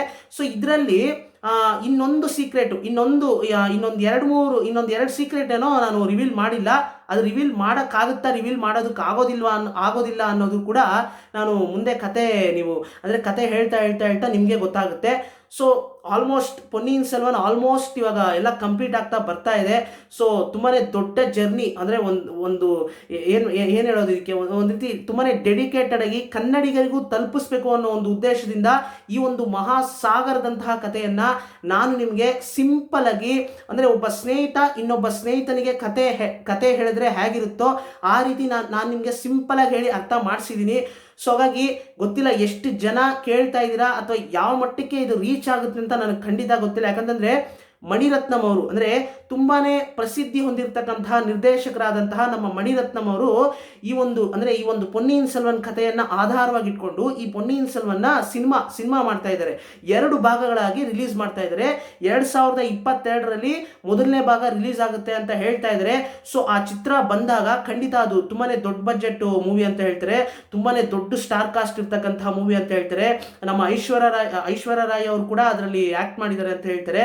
ಸೊ ಹೀಗಿರ್ಬೇಕಾದ್ರೆ ಈ ಒಂದು ಚಿತ್ರ ಖಂಡಿತ ಪ್ಯಾನ್ ಇಂಡಿಯನ್ ಮೂವಿ ಅಂತ ಹೇಳ್ತಾ ಇದ್ದಾರೆ, ಎಲ್ಲಾ ಭಾಷೆಯಲ್ಲೂ ಬರ್ಬೋದು ಡಬ್ಬಿಂಗು. ಸೊ ಹೀಗಿರ್ಬೇಕಾದ್ರೆ ನೀವು ಈ ಚಿತ್ರಮಂದಿರಕ್ಕೆ ಹೋಗಿ ನೋಡ್ಬೇಕಾದ್ರೆ ಖಂಡಿತ ನಿಮಗೆ ಈ ಕತೆ ಅರ್ಥ ಆಗ್ಬೇಕು ಅಂತಂದ್ರೆ ಖಂಡಿತ ನಾನು ಕತೆ ಹೇಳಿರ್ತಕ್ಕಂತಹ ಈ ಕಥೆಯನ್ನ ನೀವು ಕೇಳಿ ಅರ್ಥ ಮಾಡ್ಕೊಂಡ್ರೆ, ಸಿಂಪಲ್ ಆಗಿ ನಾನು ನಿಮ್ಗೆ ಹೇಳಿ ಅರ್ಥ ಮಾಡಿಸಿದೀನಿ ಕನ್ನಡಿಗರಿಗೆ ತಲುಪಿಸ್ಬೇಕು ಅನ್ನೋ ಒಂದು ಉದ್ದೇಶದಿಂದ. ಸೊ ಈ ಕಥೆಯನ್ನ ನೀವು ಕರೆಕ್ಟ್ ಆಗಿ ಕೇಳಿಸ್ಕೊಂಡು ಅರ್ಥ ಮಾಡ್ಕೊಂಡ್ರೆ ಖಂಡಿತ ನೀವು ಚಿತ್ರಮಂದಿರದಲ್ಲಿ ಹೋಗಿ ಕೂತ್ಕೊಂಡು ಆ ಚಿತ್ರವನ್ನು ವೀಕ್ಷಿಸಬೇಕಾದ್ರೆ ಎಲ್ಲೂ ಕೂಡ ನಿಮಗೆ ಅನುಮಾನಗಳು ಬರೋದಿಲ್ಲ. ಆ ಒಂದು ಚಿತ್ರದಲ್ಲಿರ್ತಕ್ಕಂಥ ಅಂದರೆ ಆ ಒಂದು ಚಿತ್ರವನ್ನು ನೀವು ಆ ಒಂದು ಚಿತ್ರದ ಸ್ವಾರಸ್ಯ ಅಂದರೆ ಆ ಒಂದು ಸ್ಕ್ರೀನ್ ಪ್ಲೇ ಮತ್ತೆ ಆ ಚಿತ್ರದಲ್ಲಿರ್ತಕ್ಕಂಥ ಕ್ಯಾರೆಕ್ಟರ್ಸು ಅಂದರೆ ನಮ್ಮ ಮಣಿರತ್ನಂ ಅವರು ಅವ್ರದೇ ಆದಂಥ ಇಂಟರ್ಪ್ರಿಟೇಷನ್ ಅಲ್ಲಿ ಈ ಒಂದು ಕಥೆಯನ್ನು ಅವರು ಸಿನಿಮಾ ಮಾಡಿರ್ತಾರೆ. ಸೊ ಹಾಗಾಗಿ ಆ ಸಿನಿಮಾ ನೋಡಿ ಆ ಸಿನಿಮಾನ ನೋಡಬೇಕಾದ್ರೆ ನೀವು ಆ ಒಂದು ಸ್ವಾರಸ್ಯವನ್ನು ಅನುಭವಿಸ್ಬೋದು. ಯಾಕಂತಂದ್ರೆ ನೀವು ಕಥೆಯನ್ನು ಅರ್ಥ ಮಾಡಿಕೊಂಡು, ಯಾಕಂತಂದ್ರೆ ಹಿಸ್ಟಾರಿಕಲ್ ಬ್ಯಾಕ್ಗ್ರೌಂಡ್ ಇರ್ತಕ್ಕಂತಹ ಕಥೆ ಇದು. ಸೊ ಹಾಗಾಗಿ ಈ ಕಥೆಯನ್ನ ಸಿನಿಮಾ ಮಾಡಿದಾಗ ಖಂಡಿತ ಹಿಸ್ಟ್ರಿ ಬಗ್ಗೆ ಅಥವಾ ಹಿಸ್ಟಾರಿಕಲ್ ಬ್ಯಾಕ್ ಗ್ರೌಂಡ್ ಇರ್ತಕ್ಕಂತಹ ಕೆಲವು ವಿಷಯಗಳ ಬಗ್ಗೆ, ಅಂದ್ರೆ ಈ ಒಂದು ಕಥೆಯ ಹಿಂದ್ಗಡೆ ಇರ್ತಕ್ಕಂತಹ ಇತಿಹಾಸದ ಬಗ್ಗೆ ಒಂದಷ್ಟು ಮಾಹಿತಿಗಳನ್ನ ನಾವು ತಿಳ್ಕೊಂಡು ಹೋದ್ರೇನೆ ನಮ್ಗೆ ಅರ್ಥ ಆಗೋದು. ಸೊ ಹಾಗಿರ್ಬೇಕಾದ್ರೆ ನಾನು ಈ ಕಥೆಯನ್ನ, ಈ ಪೂರ್ತಿ ಕಥೆಯನ್ನ, ಈ ಸಾಗರದಂತಹ ಕಥೆ 5 ಭಾಗಗಳ ಈ ಮಹಾಸಾಗರದಂತಹ ಕಥೆಯನ್ನ ನಾನು ನಿಮಗೆ ಬಹಳ ನನ್ನ ಕೈಲಾದಷ್ಟು ಸಂಕ್ಷಿಪ್ತವಾಗಿ, ಇದನ್ನ ಸಂಕ್ಷಿಪ್ತ ಅಂತ ಹೇಳೋದ ಬೇಡವಾ ಅಂತ ಅನಿಸ್ತಾ ಇದೆ. ಯಾಕಂತಂದ್ರೆ ಒಂದೊಂದು ಸಂಚಿಕೆ ಒಂದೊಂದು ಅವರು, ಅಂದ್ರೆ ಮೊದಲನೇ ಸಂಚಿಕೆನೆ 41 ನಿಮಿಷ ಏನೋ ಇದೆ. ಸೊ ನಂತರ ಬರೋ ಸಂಚಿಕೆಗಳೆಲ್ಲ 1 ಅವರು 2 ಅವರು, ಕೆಲವು ಅಂದ್ರೆ 7ನೇ ಸಂಚಿಕೆ ಅಂತೂ 3 ಅವರ್ ಎಲ್ಲ ಇದೆ. ಸೊ ಹೀಗಿರ್ಬೇಕಾದ್ರೆ ಅಂದ್ರೆ ಇವೆಲ್ಲ ಕಮ್ಮಿ ಅಂತ ನಾನು ಹೇಳೋದಕ್ಕೆ ಇಷ್ಟಪಡ್ತೀನಿ. ಇನ್ನು ಎಷ್ಟೋ ವಿಷಯ ಈ ಕಥೆಯನ್ನ ಡೆಪ್ತ್ ಆಗಿ ನಾವು ಹೇಳ್ಕೊಂಡೋದ್ರೆ ತುಂಬಾನೇ ಲಾಂಗ್ ಪೀರಿಯಡ್ ಹಿಡಿಯುತ್ತೆ ಸ್ನೇಹಿತರೆ. ಸೊ ಹಾಗಾಗಿ ಆದಷ್ಟು ಮೇನ್ ಕಂಟೆಂಟ್ ಏನೋ ಅದು ಮಾತ್ರ ನಾನು ನಿಮಗೆ ಎಕ್ಸ್ಪ್ಲೈನ್ ಮಾಡೋದಕ್ಕೆ ಪ್ರಯತ್ನ ಮಾಡಿದ್ದೀನಿ. ಸೊ ಹಾಗಾಗಿ ಸಿಂಪಲ್ ಆಗಿ ಪೊನ್ನಿಯಿನ್ ಸೆಲ್ವನ್ ಮಹಾಸಾಗರದಂತಹ ಕಥೆಯನ್ನ ಸಿಂಪಲ್ ಆಗಿ ಅರ್ಥ ಮಾಡ್ಕೋಬೇಕಪ್ಪ ಅಂತ ನಿಮ್ಮಲ್ಲಿ ಅಂದ್ರೆ ನಿಮಗೆ ತುಂಬಾನೇ ಆಸಕ್ತಿ ಇದ್ರೆ ಖಂಡಿತ ಈ ಕಥೆಯನ್ನ ನಿಮ್ಗೆ ಏನಾದರೂ ಅರ್ಥ ಆಗಿಲ್ಲ ಅಥವಾ ಅನುಮಾನಗಳಿದ್ರೆ ಕಮೆಂಟ್ ಸೆಕ್ಷನ್ ಅಲ್ಲಿ ಕೇಳ್ಬೋದು. ಮತ್ತೆ ಕಥೆಯನ್ನ ಯಾರ್ಯಾರೆಲ್ಲ ಇಲ್ಲಿವರೆಗೂ ಕೇಳಿದ್ದೀರಾ, 15ನೇ ಸಂಚಿಕೆವರೆಗೂ ಯಾರ್ಯಾರೆಲ್ಲ ಕೇಳಿದ್ದೀರಾ, ಖಂಡಿತ 15ನೇ ಸಂಚಿಕೆವರೆಗೂ ಕೇಳಿದ್ದೀರಾ, ಏನೇ ಅನುಮಾನಗಳಿದ್ರು ನೀವು ಕಮೆಂಟ್ ಸೆಕ್ಷನ್ ಅಲ್ಲಿ ಕೇಳಿದ್ರೆ ನಾನು ಅದಕ್ಕೆ ಉತ್ತರ ಕೊಡ್ತೀನಿ. ಸೊ ನಂತರ ಈ ಒಂದು ಸಂಚಿಕೆಯಲ್ಲಿ ನಾನು ಏನೇನೆಲ್ಲ ಹೇಳಿದ್ದೀನಿ, ಸೀಕ್ರೆಟ್ಸ್ನೆಲ್ಲ ರಿವೀಲ್ ಮಾಡಿದ್ದೀನಿ. ಈ ಸೀಕ್ರೆಟ್ಸ್ನೆಲ್ಲ ರಿವೀಲ್ ಮಾಡಿದ್ದೀನಲ್ವಾ, ಇದನ್ನ ಕರೆಕ್ಟಾಗಿ ನೀವು ಅರ್ಥ ಮಾಡಿಕೊಂಡು ನಂತರ 16ನೇ ಸಂಚಿಕೆ ಬರುತ್ತೆ. ತುಂಬಾನೇ ಸ್ವಾರಸ್ಯವಾಗಿದೆ. ಅದೊಂದು ರೀತಿ ಕ್ಲೈಮ್ಯಾಕ್ಸ್ ಅಂತಾನೆ ಹೇಳ್ಬೋದು ಸ್ನೇಹಿತರೆ. ನಂತರ 17ನೇ ಸಂಚಿಕೆ ಒಂದು ರೀತಿ ಎಲ್ಲ ಅಂದ್ರೆ ಒಂದು ರೀತಿ ಎಂಡ್, ಅಂದ್ರೆ ಪೊನ್ನಿಯಿನ್ ಸೆಲ್ವನ್ನ ಎಂಡ್ ಮಾಡಬೇಕು ಅಂತ 17ನೇ ಸಂಚಿಕೆಯಲ್ಲಿ ಪ್ಲಾನ್ ಮಾಡ್ಕೊಂಡಿದ್ದೀನಿ. ನೋಡೋಣ, ಕತೆ ಮೇಲೆ ಡಿಪೆಂಡ್ ಆಗುತ್ತೆ. ಸೊ ಇಲ್ಲಿವರೆಗೂ ನಿಮಗೆ ಕರೆಕ್ಟಾಗಿ ಅರ್ಥ ಆಗಿದೆ ಅಂತ ನಾನು ಭಾವಿಸ್ತೀನಿ. Stay tuned for Ponniyin Selvan episode 16 ಅಂತ ಹೇಳ್ತಾ ಈ ಒಂದು ವಿಶೇಷ ಸಂಚಿಕೆ, ಪೊನ್ನಿಯಿನ್ ಸೆಲ್ವನ್ ವಿಶೇಷ ಸಂಚಿಕೆಯನ್ನ ಮುಕ್ತಾಯ ಮಾಡ್ತಾ ಇದ್ದೀನಿ. ಒಳ್ಳೊಳ್ಳೆ ವಿಷಯಗಳನ್ನ ಮಾತಾಡೋಣ, ಪಾಸಿಟಿವ್ ಆಗಿರಿ, ಕಂಟಿನ್ಯೂಸ್ಲಿ ನಾಲೆಜ್ನ ಗೇನ್ ಮಾಡ್ತಾ ಇರಿ ಅಂತ ಹೇಳ್ತಾ ಎಲ್ರಿಗೂ ನಮಸ್ಕಾರ ಸ್ನೇಹಿತರೆ.